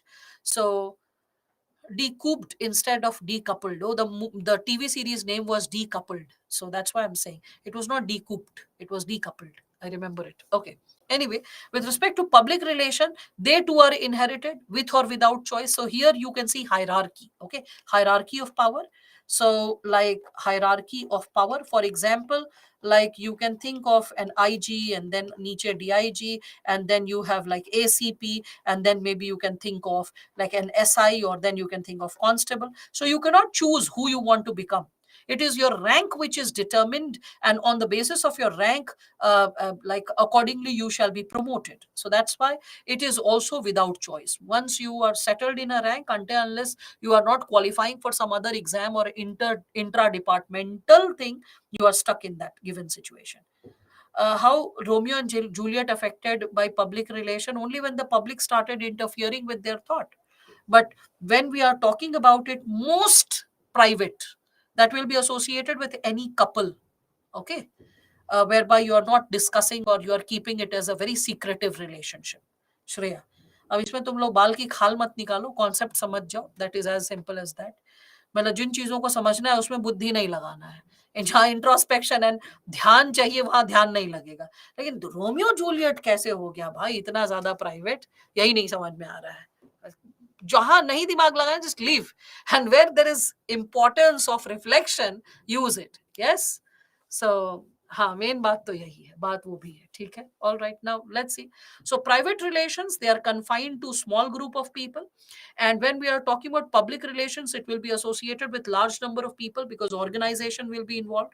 Again, we can see in private relation there will be imperfections, but still it is, mind the word relatively, it is relatively permanent compared to a public relation, but it's not that it is permanent at all times. I've given you the explanation. And again, with respect to it, when we are talking about like public relation, if someone is disgruntled, the person may leave, may quit upon the job, right? Again, in private relation we can see that you get intimacy, loyalty, love, affection, whereas in public relation we can see that you get respect, attention, power, authority. So the outcome of public and private relation is also different. In private relation, the outcome will be based on intimacy, loyalty, love, okay, and affection, whereas in public relation the outcome of enjoying a public relation will lead to respect, attention, power, authority, okay, or materialistic benefits like better salary or some extra emolument, etc. Right? Again, over here you can see in private relation you usually involve with people sharing similarity with you, similar value system, like we share our value system with our parents, our siblings, to a certain extent our friends also, right?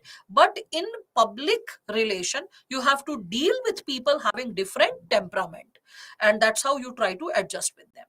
Again, in private relation you can see that your duties are voluntary, they are self imposed and informal.